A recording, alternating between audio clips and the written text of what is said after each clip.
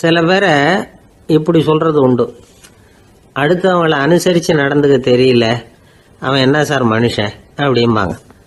சக மனிதர்களோட எப்படி பழகிறது அப்படின்னு தெரியாததுனாலேயே பல பேர் இன்னைக்கு சங்கடப்பட்டுக்கிட்டு இருக்கிறாங்க.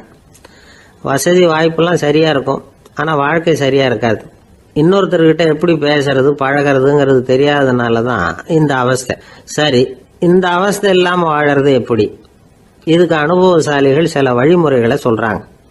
அதெல்லாம் என்னென்னங்கிறத இப்போ தெரிஞ்சுக்குவோம். முதல்ல நம்ம நாக்கு நம்ம கண்ட்ரோலில் இருக்கணும். வார்த்தைகளை கொட்டி விட்டு அதுக்கப்புறம் அள்ள முடியாமல் கடந்து கஷ்டப்படக்கூடாது. எப்படி பேசுகிறோங்கிறதும் முக்கியம், பேசுகிறப்ப எப்படி முகத்தை வச்சிருக்கிறோங்கிறதும் முக்கியம். அன்பாக பேசினாலும் நல்லா இருக்கும். அப்படி பேசுகிறப்ப ஆதரவாக அவர் தோள் மேலே ஒரு கையை போட்டுக்கிட்டு பேசினா இன்னமும் நல்லா இருக்கும். ரெண்டாவது விஷயம், இன்னொருத்தர்கிட்ட பேசுகிறப்ப வாக்குறுதிகளை அள்ளி வீசக்கூடாது. கொடுக்குற வாக்குறுதி குறைச்சலாக இருக்கணும். அப்படி கொடுத்த வாக்குறுதியை கண்டிப்பாக நிறைவேற்றணும். நாம் ஒருத்தரை பாராட்டுறோம் அல்லது அவரை பற்றி அபிப்பிராயம் சொல்கிறோம்னா அது ஆக்கப்பூர்வமாக இருக்கணும். நம்ம பாராட்டு அல்லது விமர்சனம் அடுத்தவருடைய முன்னேற்றத்துக்கு உதவுறது மாதிரி இருக்கணும். நாம் சொல்கிறத கேட்டுட்டு அவன் தலையில் கையை வச்சுட்டு உட்காந்துடக்கூடாது. எப்பவும் உற்சாகமாக இருக்கணும், முகம் அலர்ச்சியாக இருக்கணும். மனுஷன் இருந்தால் வருத்தம், கவலை, ஏமாற்றம் எல்லாம் இருக்க தான் செய்யும். அதெல்லாம் மனசில் இருக்கட்டும். அந்த வருத்தமும் கவலையும் ஏமாற்றமும் சேர்ந்துக்கிட்டு நம்ம முகத்தில் இருக்கிற மலர்ச்சியை மூடி மறைக்கிறதுக்கு நாம் இடம் கொடுத்துடக்கூடாது. எந்த விஷயத்தை பற்றி யாருக்கிட்ட பேசினாலும் வெளிப்படையாக பேசணும், திறந்த மனசோட பேசணும். மூடி மறைச்சி முன்னு முழுங்கிக்கிட்டு இருக்கக்கூடாது. இன்னொருத்தர்கிட்ட பேசுகிறப்போ விவாதம் பண்ணுங்க, அது தப்பு இல்லை. ஆனால் வாதாடிக்கிட்டு இருக்கக்கூடாது. அதாவது என்ன சொல்கிறாங்கன்னா, டிஸ்கஸ் பண்ணலாம், ஆர்கியூ பண்ணக்கூடாதான். நம்மக்கிட்ட இருக்கிற நல்ல குணங்களை நாம் எடுத்து சொல்லிகிட்டு இருக்கக்கூடாது. அந்த நல்ல குணங்களே நம்மளை பற்றி எடுத்து சொல்லணும், அது மாதிரி நடந்துக்கணும். அதே மாதிரி அடுத்தவங்க கிட்ட உள்ள கெட்ட குணங்களை பற்றி அவசியம் இல்லாமல் நாம் பேச வேண்டியதில்லை. உங்களை பற்றி யாராவது தப்பாக பேசுகிறாங்களா, அப்படி அவங்க பேசுகிறதுல உண்மை இல்லையா அப்படின்னா அதை நீங்கள் பொருட்படுத்த வேண்டியதில்லை, விட்டுடலாம். அது தானாக போயிடும். ஒரு 4-5 பேரோட பேசிக்கிட்டு இருந்தீங்கன்னா எல்லாருக்கும் முக்கியத்துவம் கொடுங்க, யாரையும் அலட்சியப்படுத்தாதீங்க. தமாஷா பேசலாம், ஆனால் அவங்க தமாஷ் அடுத்தவங்களை கேலி பண்ணுறதா இருக்கக்கூடாது. நமக்கு கிடைக்க வேண்டியது கிடைக்கலையே அப்படிங்கிற தவிப்பு நம்மகிட்ட இருக்கக்கூடாது, அது தேவையில்லை. உங்கள் செயல்பாடுகள் தெளிவாக இருக்கட்டும், பாராட்டு தானாக அவங்கள தேடிட்டு வரும். இன்னொரு மனுஷனுடைய மனசில் கௌரவமான ஒரு இடத்த பிடிக்கணும்னா நாம் இந்த குணத்தை எல்லாம் நம்மகிட்ட வளர்த்துக்கணும். இதெல்லாம் அனுபவசாலிகள் சொல்லியிருக்கிற குறிப்புகள். இந்த குறிப்புகளை சரியாக புரிஞ்சுக்கணும், அது முக்கியம். தப்பாக புரிஞ்சுக்கிட்டா என்ன ஆகும் தெரியுமா? இதை கேளுங்க. ஒருத்தர் வந்தார், சார் அடுத்தவங்க தோள் மேலே கையை போட்டுக்கிட்டு அன்பாக பேசணும்னு சொன்னீங்க, அப்படிதான் பேசினேன். அவர் முதுக கூட தட்டி கொடுத்தேன், என் வேலை போயிட்டுது சார், வீட்டுக்கு அனுப்பிச்சிட்டாங்க அப்படின்னார். யாருக்கிட்ட அப்படி பேசுனீங்கன்னு கேட்டோம். என் முதலாளிகிட்ட சார் அப்படிங்கிறார் ரொம்ப சோகமா. ஒரு சின்ன பையன் வந்தான், அவனை பார்த்து ஒரு கேள்வி கேட்டோம். ஏன்ப்பா உங்கள் வீட்டில் அம்மா புத்திசாலியா அப்பா புத்திசாலியா அப்படின்னு. அவன் அலட்சியமாக நம்மளை பார்த்து சிரிக்கிறான். என்ன சார் இது, இந்த காலத்தில் இது கூட தெரியாமல் இருக்கிறீங்களே அப்படிங்கிறான். ஒரு சின்ன பையன் நம்மளை பார்த்து இப்படி கேட்டு விட்டானே அப்படின்னு நினைக்கிறப்போ நமக்கு ஒரு மாதிரி ஆகிடும். அதுக்கப்புறம்தான் இந்த தாத்தா பாட்டியெல்லாம் சொல்கிற ஒரு கதை ஞாபகத்துக்கு வந்தது. அது என்ன கதை தெரியுமா? ஒரு ஊரில் ஒரு அம்மாவும் பிள்ளையும் இருந்தாங்களாம். அந்த மகனுக்கு திடீர்னு தேசாந்திரம் போய் வரணும்னு ஆசை வந்துட்டுது. ஊராக போய் சுற்றி பார்க்கணுங்கிற ஆசை. அந்த அம்மாவுக்கு இது பிடிக்கல. மகனை பிரிஞ்சு இருக்கிறதுக்கு அவங்க மனசு இடம் கொடுக்கல. வேணாப்பான்னு சொல்லி பார்த்தாங்க, அவன் கேட்கல. திடீர்னு புறப்படவும் செஞ்சுட்டான். சரி, இனிமேல் அவனை தடுக்க முடியாதுன்னு முடிவு பண்ணிக்கிட்டாங்க அந்த அம்மா. இருந்தாலும் புத்திசாலித்தனமாக ஒரு யோசனை பண்ணாங்க. மகனை கிட்டத்தில் கூப்பிட்டாங்க, அவங்ககிட்ட சொன்னாங்க, இதை பாருப்பா, நீ தேசாந்திரம் போகிறதுன்னு தீர்மானம் பண்ணிவிட்ட, அதை நான் தடுக்கலை, போயிட்டு வந்துடும். ஆனால் போகிறதுக்கு முன்னாடி எனக்கு ஒரு வாக்குறுதி கொடுத்துட்டு போ அப்படின்னாங்க. போகிறப்போ ராத்திரியாக இருந்தாலும் பகலாக இருந்தாலும் சரி புளிய மரத்து நிழலில் தான் தங்கணும். திரும்பி வர்றப்போ இரவும் பகலும் நீ வேப்ப மரத்து நிழல்லே தங்கணும் அப்படின்னாங்க. சரி அப்படியே செய்கிறேன்னு சொல்லி வாக்குறுதி கொடுத்தான் பையன். புறப்பட்டு போனான். போகிற வழியில் புளிய மரத்து நிழல்லே தங்கினான், தூங்கினான். அப்படி போய்கிட்டே இருந்தான். 7வது நாள் அவன் உடம்பு சுகமில்லாமல் போயிட்டுது. ரொம்பவும் பலவீனமாயிட்டான். இனிமேல் நடக்க முடியாதுங்கிற நிலைமை வந்துட்டுது. யோசிச்சு பார்த்தான், சரி இதுக்கு மேலே போக வேண்டாம் அப்படின்னு முடிவு பண்ணிட்டு திரும்பி வர ஆரம்பிச்சுட்டான். திரும்பி வர்றப்போ வழியில் வேப்ப மரத்து நிழலையே தங்கி தங்கி வந்தான். நாளுக்கு நாள் உடம்பு சரியாக வந்துட்டுது. 7வது நாள் வீட்டுக்கு வந்து சேர்றான். உடம்பு பழையபடியே கலகலப்பாயிட்டுது. பூரண சுகம். தேசாந்திரம் போன பையன் திரும்பி வந்துட்டானே அப்படின்னு அந்த அம்மா ஆச்சரியப்படலை. ஏன்னா அவங்களுக்கு தெரியும் இப்படி ஆகும்னு. பையன் சீக்கிரமாக திரும்பி வரணுங்கிறதுக்காக தான் அவங்க அந்த யோசனையை சொன்னாங்க. என்ன விஷயங்கிறதையும் அவங்களே சொன்னாங்க. மகனே, புளிய மரத்து நிழல் உடம்புக்கு உஷ்ணத்தை கொடுக்கும், சீக்க உண்டாக்கும். அதனால் நீ தொடர்ந்து புளிய மரத்து நிழலில் தங்கினாவே நோய்க்கு ஆளாயிட்ட. அதனால் நல்ல பயணத்தை முடிச்சுக்கிட்டு திரும்பி வரணுங்கிற முடிவுக்கு வந்துட்ட. திரும்பி வர்றப்போ நீ தங்கினது வேப்ப மரத்து நிழல். அது உடம்புக்கு குளிர்ச்சியை தரக்கூடியது, நோயை தீர்க்கக்கூடியது. அதனால் சுகமாக வீட்டுக்கு சேர்ந்துட்ட. உன்னோட தேசாந்திர பயணத்தை தடுக்கிறதுக்காக தான் இப்படி பண்ணினேன் அப்படின்னாங்களாம் அந்த அம்மா. பார்த்தீங்களா அம்மாவோட புத்திசாலித்தனத்தை? அப்பாவாக இருந்தால் இப்படியா பண்ணுவார்? ஒரு அப்பா பையன்கிட்ட 10 ரூபா கொடுத்து இதை எடுத்துக்கிட்டு அடுத்த ஊருக்கு போய் அங்கே இருக்கிற மாமா கிட்ட இதை கொடுத்துட்டு வாடா, வழியில் எங்கேயாவது மரத்தடியில் படுத்து தூங்கி விடாதே அப்படின்னு எச்சரிக்கை பண்ணி அனுப்புனாராம். பையனுக்கு எச்சரிக்கையாக வாழறது எப்படிங்கிறத கற்றுக் கொடுக்கறதுக்காக இப்படி பண்ணார். அவன் பணத்தை வாங்கிக்கிட்டு போனான். அப்பா சொன்னதை மறந்துட்டு ஒரு மரத்தடியில் படுத்து தூங்கிட்டான். அவனுக்கு தெரியாமல் அவன் பின்னாடியே போன அப்பா அவன் கையில் இருந்த அந்த 10 ரூபாயை நைஸாக எடுத்துகிட்டு வந்துட்டார். அவன் பையில் தானே வச்சுருந்தான், அது தெரியாமல் எடுத்துகிட்டு வந்துட்டார். அவன் தூங்கிக்கிட்டு இருக்கான். எடுத்துகிட்டு ஒரு மறுபடியும் வீட்டுக்கு வந்துட்டார். பையன் முழிச்சுக்கிட்டு பையை தடவி பார்க்குறான், பணத்தை காணும். அழுதுகிட்டே திரும்பி வந்தான். அப்பா கிட்ட விஷயத்த சொன்னான். அப்பா சிரிச்சுக்கிட்டே சொன்னார், அதுக்கு தான்ப்பா ஆரம்பத்திலேயே எச்சரிக்கை பண்ணினேன், இனிமேலாவது நீ ஜாக்கிரதையாக இருக்கணும் அப்படிங்கிறதுக்காக தான் இப்படி பண்ணினேன். அந்த பணம் எங்கேயும் போயிடல, நான் தான் அதை உனக்கு தெரியாமல் எடுத்து வச்சிருக்கிறேன். இதோ பாரு அப்படின்னு சொல்லிட்டு சைடு பாக்கெட்டில் கையை விட்டா அது ஓட்டையாக இருக்குது. அதை எவனோ ஏற்கனவே கத்திரிச்சு எடுத்துகிட்டு போயிட்டான். இப்போ அப்பா முகத்தில் அசடு வழிஞ்சுதான். ஒரு ஆள் இருந்தான், நிறைய பணம் சம்பாதிச்சான். ஆனால் செலவு பண்ண மனசு வரல, கருமி. அவன் என்ன பண்ணா, சேர்த்த பணம் பூராவையும் ஒரு மரத்தடியில் புதைச்சி வச்சுருந்தான். வாரத்துக்கு ஒரு தடவை அந்த மரத்தடிக்கு வருவான். புதைச்ச இடத்த ஆவலோடு பார்த்துக்கிட்டு இருப்பான். அதுக்கப்புறம் போயிடுவான். அவ்வளவுதான். ஒரு நாள் ஒரு திருடன் வந்தான். இவன் புதைச்சி வச்சுருந்ததெல்லாம் எடுத்துகிட்டு போட்டான். இது தெரிஞ்சு போச்சு. அந்த கருமி புலம்ப ஆரம்பிச்சிட்டான். இவன் புலம்பலை கேட்டதும் அக்கம் பக்கத்தில் இருந்தவங்கெல்லாம் ஓடி வந்தாங்க. என்ன விஷயம்னு விசாரித்தாங்க. இவன் சொன்னான். ஒரு பெரியவர் கேட்டார், ஏப்பா வாரம் இந்த இடத்த பார்க்கறதாக சொன்னியே, எப்போவாவது இதில் இருக்கிற பணத்தை எடுத்து செலவு பண்ணியிருக்கியா அப்படின்னு கேட்டார். நான் அப்பப்போ அதை பார்க்கறது தான் வழக்கம், அதை தொட்டதே இல்லைன்னு அவன். சரி அப்படின்னா இப்போவும் நீ அதே மாதிரி வாரம் ஒரு தடவை இந்த இடத்த பார்த்துட்டு போகலாமே அப்படின்னாராம் அந்த பெரியவர். அதுவும் சரிதானே, எவ்வளவு காலமானாலும் அவன் அந்த பணத்தை எடுத்து செலவு பண்ண போகிறதில்ல. அப்படி இருக்கிறப்ப உள்ளே பணம் இருந்தாலும் ஒன்று தான், இல்லாமல் போனாலும் ஒன்று தான். இதிலிருந்து என்ன புரியுதுன்னா, ஒருத்தர்கிட்ட இருக்கிற பணத்தை கொண்டு அவர் பணக்காரரா ஏழையா அப்படின்னு முடிவு செய்கிறது சரியில்லை.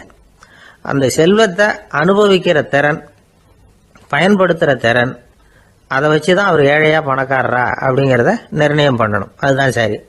செலவு பண்ண தெரியாதவன் சேகரம் பண்ணிகிட்டே இருக்கிறதுனால என்ன பிரயோஜனம்? தலைமுடியே இல்லாதவன் தாராளமாக சீப்புகளை வாங்கி சேகரம் பண்ணுறது மாதிரி தானே இது. சில சமயம் செலவு பண்ண நாம் தயாராக இருந்தால் கூட அந்த செல்வம் நமக்கு பயன்படுறதில்ல.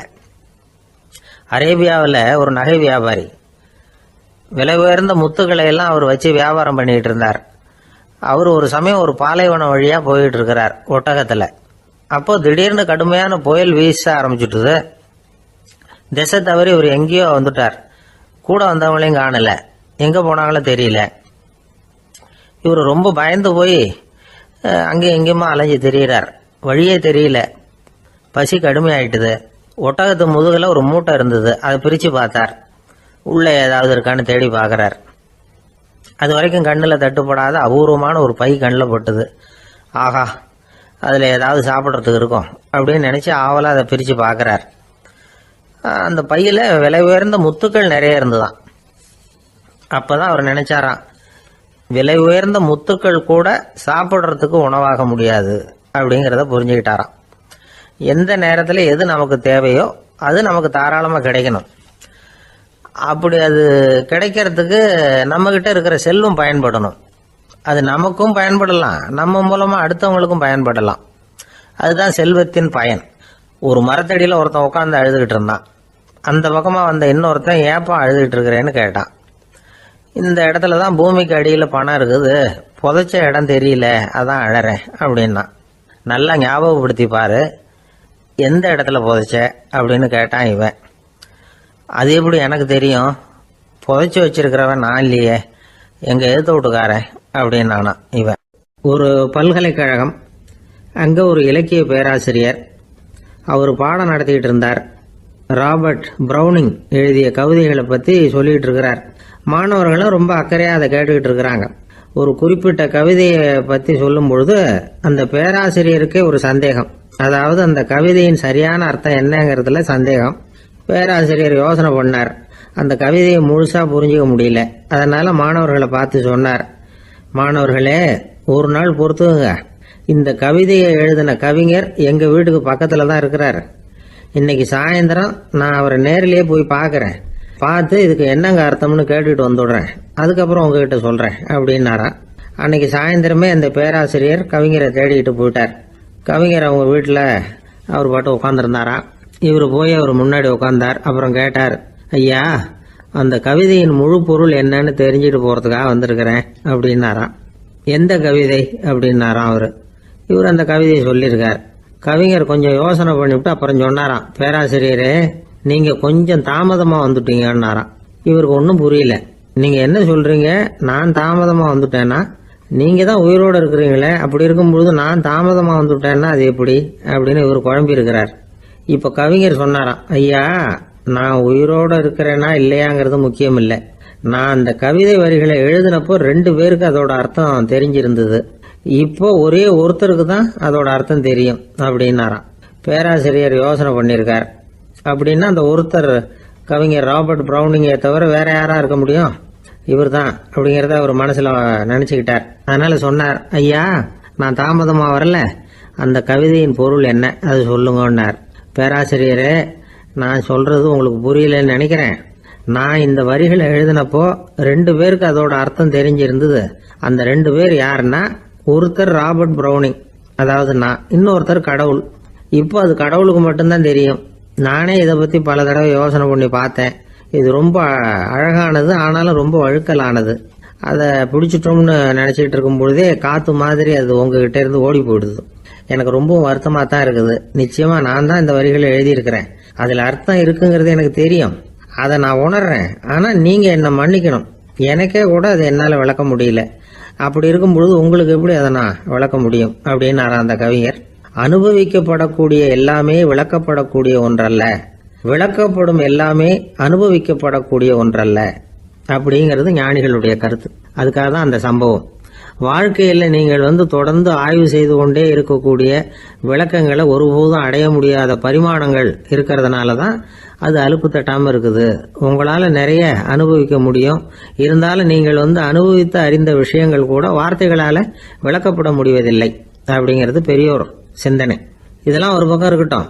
நமக்கு தெரிஞ்ச பேராசிரியர் ஒருத்தர் 1 மணி நேரம் ரொம்ப விவரமாக வகுப்பு எடுத்தார். கடைசியாக சொன்னார், மாணவர்களே, ரொம்பவும் எளிமையாக விளக்கமாக எல்லா விவரமும் சொல்லியிருக்கிறேன். அதனால் இதில் உங்களுக்கு சந்தேகம் வர்றதுக்கு வாய்ப்பே இல்லை. இருந்தாலும் கேட்க வேண்டிய கடமை கேட்குறேன். இது வரைக்கும் நடத்தினதில் யாருக்காவது ஏதாவது சந்தேகம் உண்டா அப்படின்னு கேட்டாராம். எனக்கு ஒரே ஒரு சந்தேகம்தான் சார் அப்படின்னு எழுந்திரிச்சு நிற்கிறான் ஒருத்தன். என்னன்னு கேட்டாராம். இது வரைக்கும் நீங்கள் என்ன பாடம் சார் நடத்துனீங்க அப்படின்னானா அவன். பந்திக்கு முந்தர ஆசாமிகள் நம்மள பல பேர் உண்டு. அப்படி முந்தறதுக்கு கூட முயற்சி பண்ணுறவங்க நிறைய பேர் இருக்கிறாங்க. இதில் என்ன ஒரு விஷயம்னா, பந்திக்கு முந்தறது கூட தப்பு இல்லை.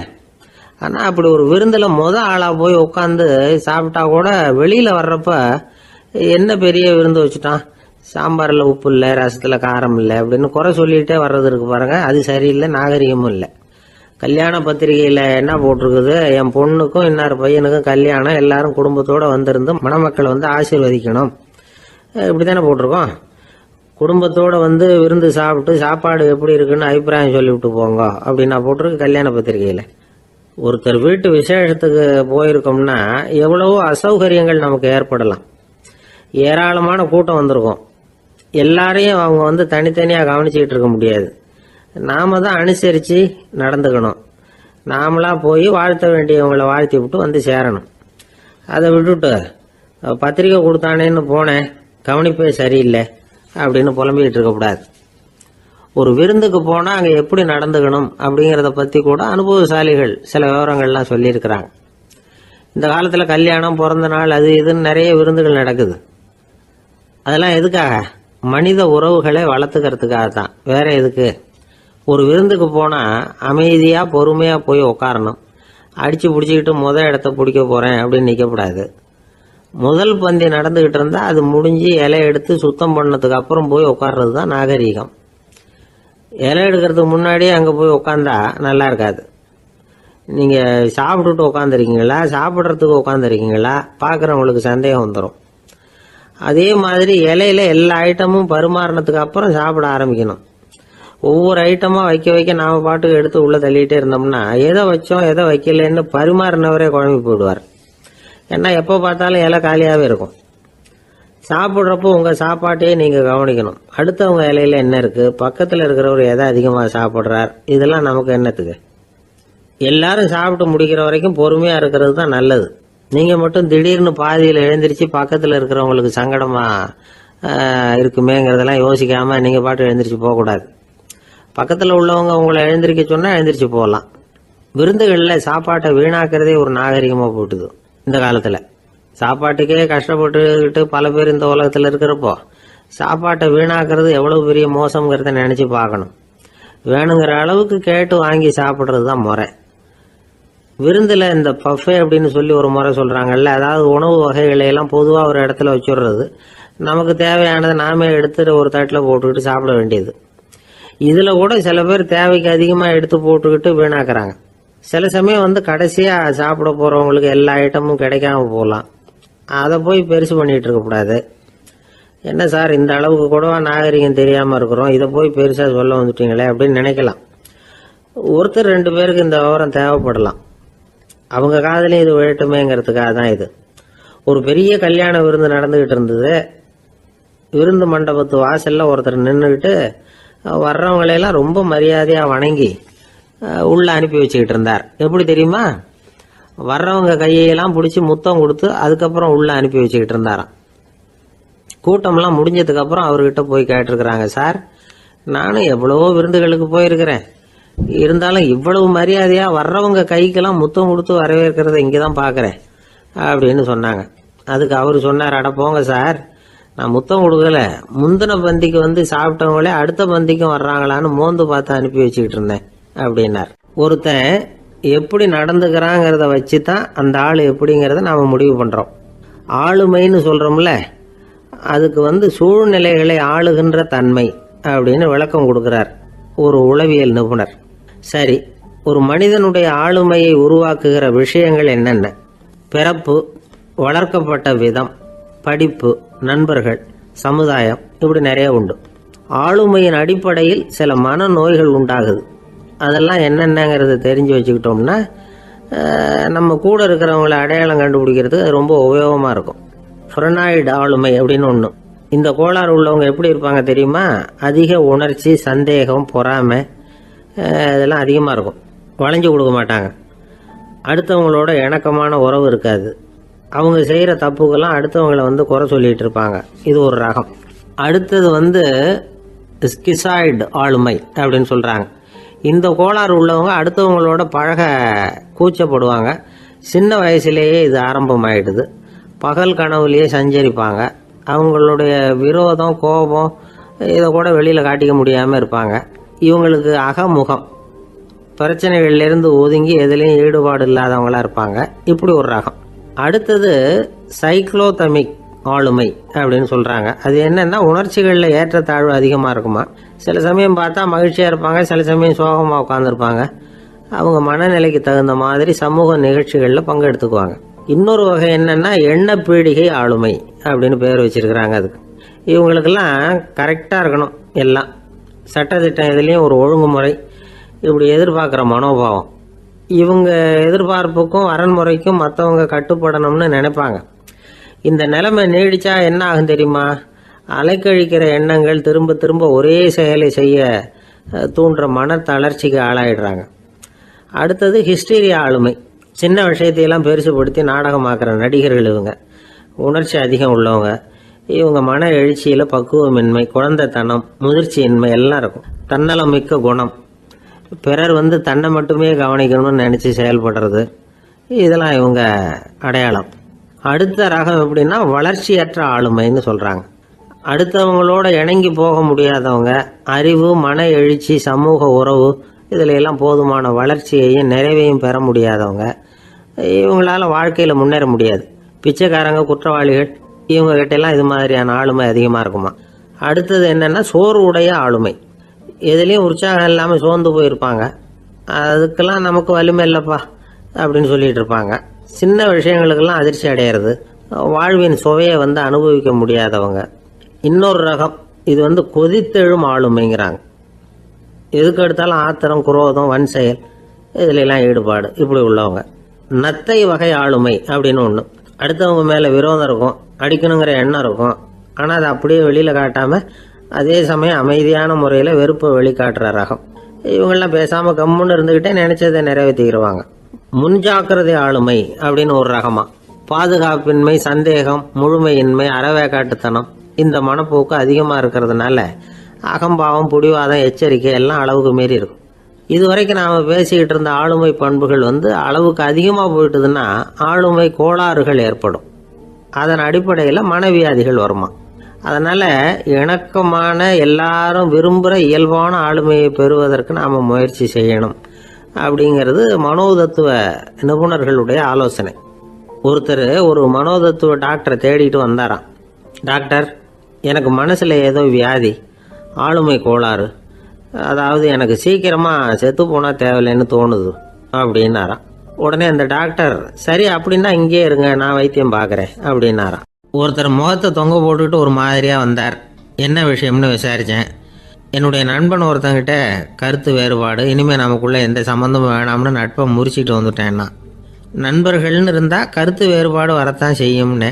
கருத்து வேறுபாடு வராமல் இருக்கிறதுக்கு ஏதாவது வழி உண்டா அப்படின்னு கேட்டாங்க. அதை பற்றி நிபுணர்கள் சில யோசனைகளை சொல்லியிருக்கிறாங்கன்னு.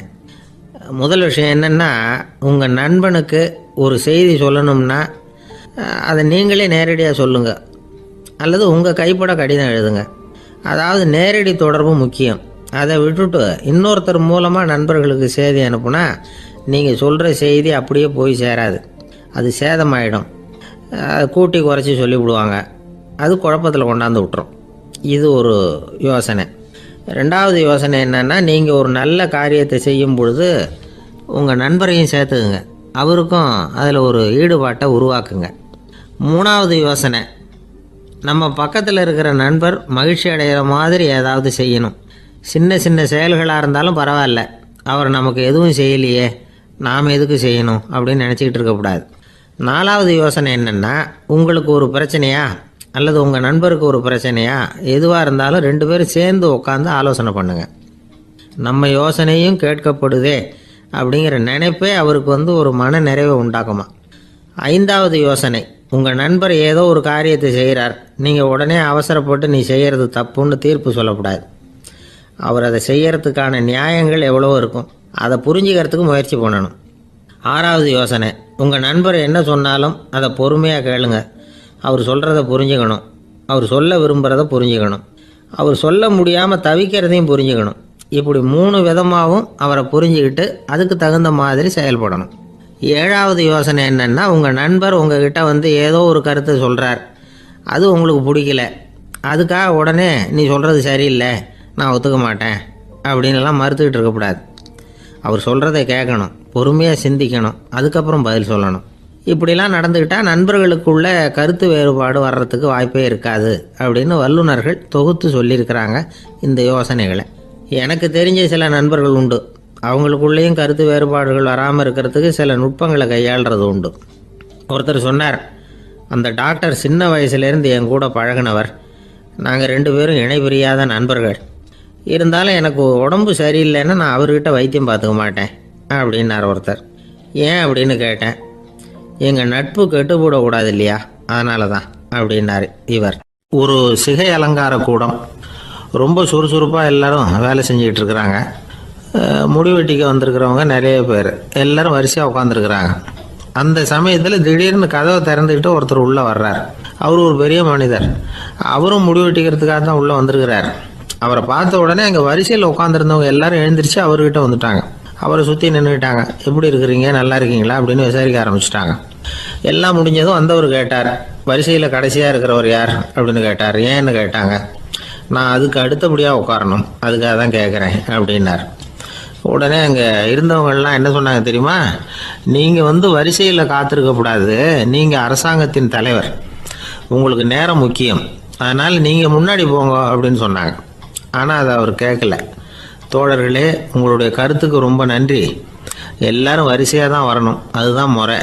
வரிசையில் வரணுங்கிற நடைமுறையை நானும் பின்பற்ற விரும்புகிறேன். நாம் எல்லாரும் சமமானவர்கள் அப்படின்னார். இப்படி சொல்லிவிட்டு வரிசையில் கடைசியாக இருந்த ஒரு நாற்காலியில் போய் உட்காந்துக்கிட்டார். தன் சட்டை பையில் இருந்த ஒரு செய்தித்தாளை எடுத்தார், படிக்க ஆரம்பிச்சிட்டார். ஆனால் அங்கே இருந்தவங்களால இதை பார்த்துக்கிட்டு சும்மா இருக்க முடியல. ஒருத்தர் எழுந்திரிச்சு வந்தார். ஐயா, இப்போ என்னுடைய முறை வந்திருக்குது, நான் தான் போக வேண்டிய முறை. உங்களை இங்கே காத்திருக்க வைக்கிறத விட ஒரு 5 ஆண்டுகளுக்கு கூட நான் முடி வெட்டிக்காமே இருந்துட முடியும் அப்படின்னார். அவர் மறுபடியும் சொன்னார், ஐயா, நீங்கள் வரிசை முறையை தாண்டி போக விருப்பப்படல, சரி, ஆனால் என்னுடைய முறையை மாற்றி கொடுக்கறதுக்கு எனக்கு முழு உரிமை இருக்குது. இதுக்கு பதிலாக உங்களுடைய கடைசி இடத்த நான் எடுத்துக்கிறேன், இதை நீங்கள் மறுக்க முடியாதுன்னார். அங்கே இருந்த மற்றவங்களும் இதை ஒரு மனசாக வற்புறுத்த ஆரம்பிச்சிட்டாங்க. அந்த பெரிய மனிதர் பார்த்தார், சரின்னு கடைசியாக ஒத்துக்கிட்டார். அவர் யார் தெரியுமா? அவர் தான் மாவீரர் லெனின். ரஷ்யாவில் கிரெம்ளின் சிகை அலங்கார கூடத்தில் தான் இது நடந்தது. எல்லாரும் இந்நாட்டு மன்னர்கள்னு வாயளவில் பேசுகிறதுல என்ன பிரயோஜனம்? நாம் எல்லாரும் சமங்கிறத நடைமுறையில் கடைபிடிச்சி காட்டினவங்க கொஞ்சம் பேர் தான். அவங்களில் ஒருத்தர் தான் லெனின். வரிசையில் நின்று வர்றதுங்கிறது ஒரு சிறந்த பண்பு, உயர்ந்த பண்பு. இன்றைக்கி பல இடங்களில் அது நமக்கு தேவைப்படுது. ஒரு ரேஷன் கடைவாசல், கடை திறக்கிறதுக்கு முன்னாடியே எல்லாரும் வரிசையில் நின்றுட்டாங்க. கடைசியாக வந்த ஒருத்தர் க்யூவில் முன்னாடி போகிறதுக்கு முயற்சி பண்ணுறார். ஏற்கனவே நின்றுட்டு இருக்கிறவங்க அவரை முன்னாடி போகிறதுக்கு விட மாட்டேங்கிறாங்க. கடைசியாக போய் நில்லையா அப்படின்னு எல்லாரும் கத்துறாங்க. அதான் அவர் காதில் வாங்கலை. முண்டி அடிச்சுக்கிட்டு முன்னாடி போகிறதுக்கே முயற்சி பண்ணிகிட்டு இருக்கிறார். எல்லாரும் சேர்ந்து அவரை வலுக்கட்டாயமாக இழுத்து கொண்டாந்து பின்னாடி கொண்டு போய் நிறுத்திவிட்டாங்க. நிறுத்திவிட்டு சொன்னாங்க, இதை பாருப்பா, நாங்கள் இருக்கிற வரைக்கும் நீங்கள் முன்னாடி போய் எதையும் வாங்க முடியாது, தெரிஞ்சுக்கோ அப்படின்னாங்க. இப்போ அந்த ஆள் சொன்னாராம், நான் இங்கே பின்னாடி நிற்கிற வரைக்கும் நீங்களும் எதுவும் வாங்க முடியாது அப்படின்னாராம். ஏன்னு கேட்டிருக்கிறாங்க.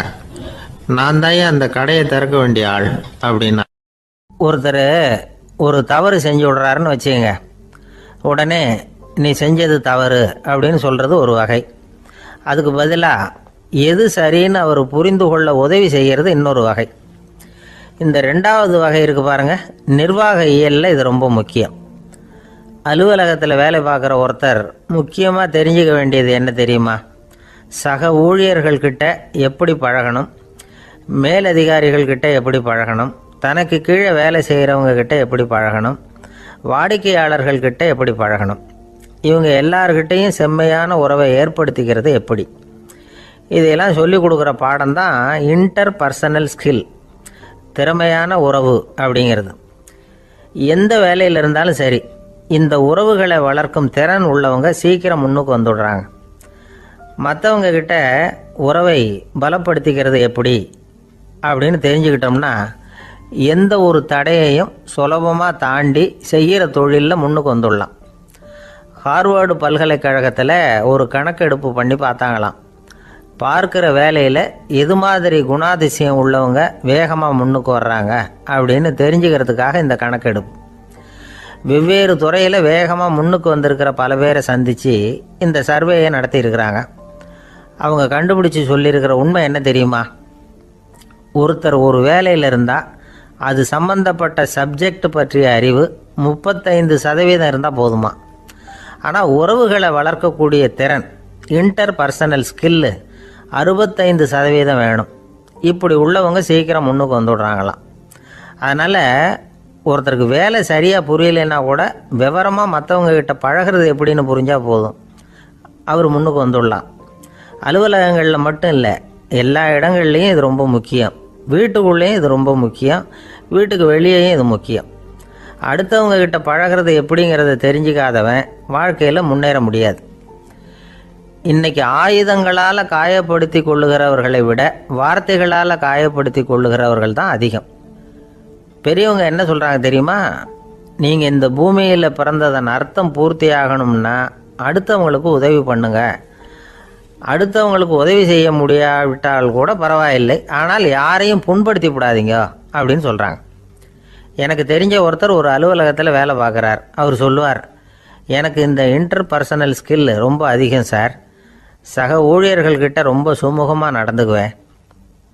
என் கூட வேலை பார்க்குற ஒருத்தருக்கு ஏதாவது ஒரு கஷ்டம்னா அந்த சமயத்தில் அவர் செய்ய வேண்டிய வேலையை நான் செஞ்சிருவேன் சார் அப்படிம்பார். நான் அவர்கிட்ட சமீபத்தில் அப்படி ஏதாவது செஞ்சுருக்கீங்களா அப்படின்னு கேட்டேன். செஞ்சுருக்கேன் சார். போன வாரம் புதன்கிழமை ஆஃபீஸில் என் பக்கத்து சீட்டுக்காரருக்கு வயிற்று வலி. உடனே நான் மெடிக்கல் லீவ் போட்டுவிட்டு எங்கள் வீட்டுக்கு போயிட்டேன் சார் அப்படின்னார்.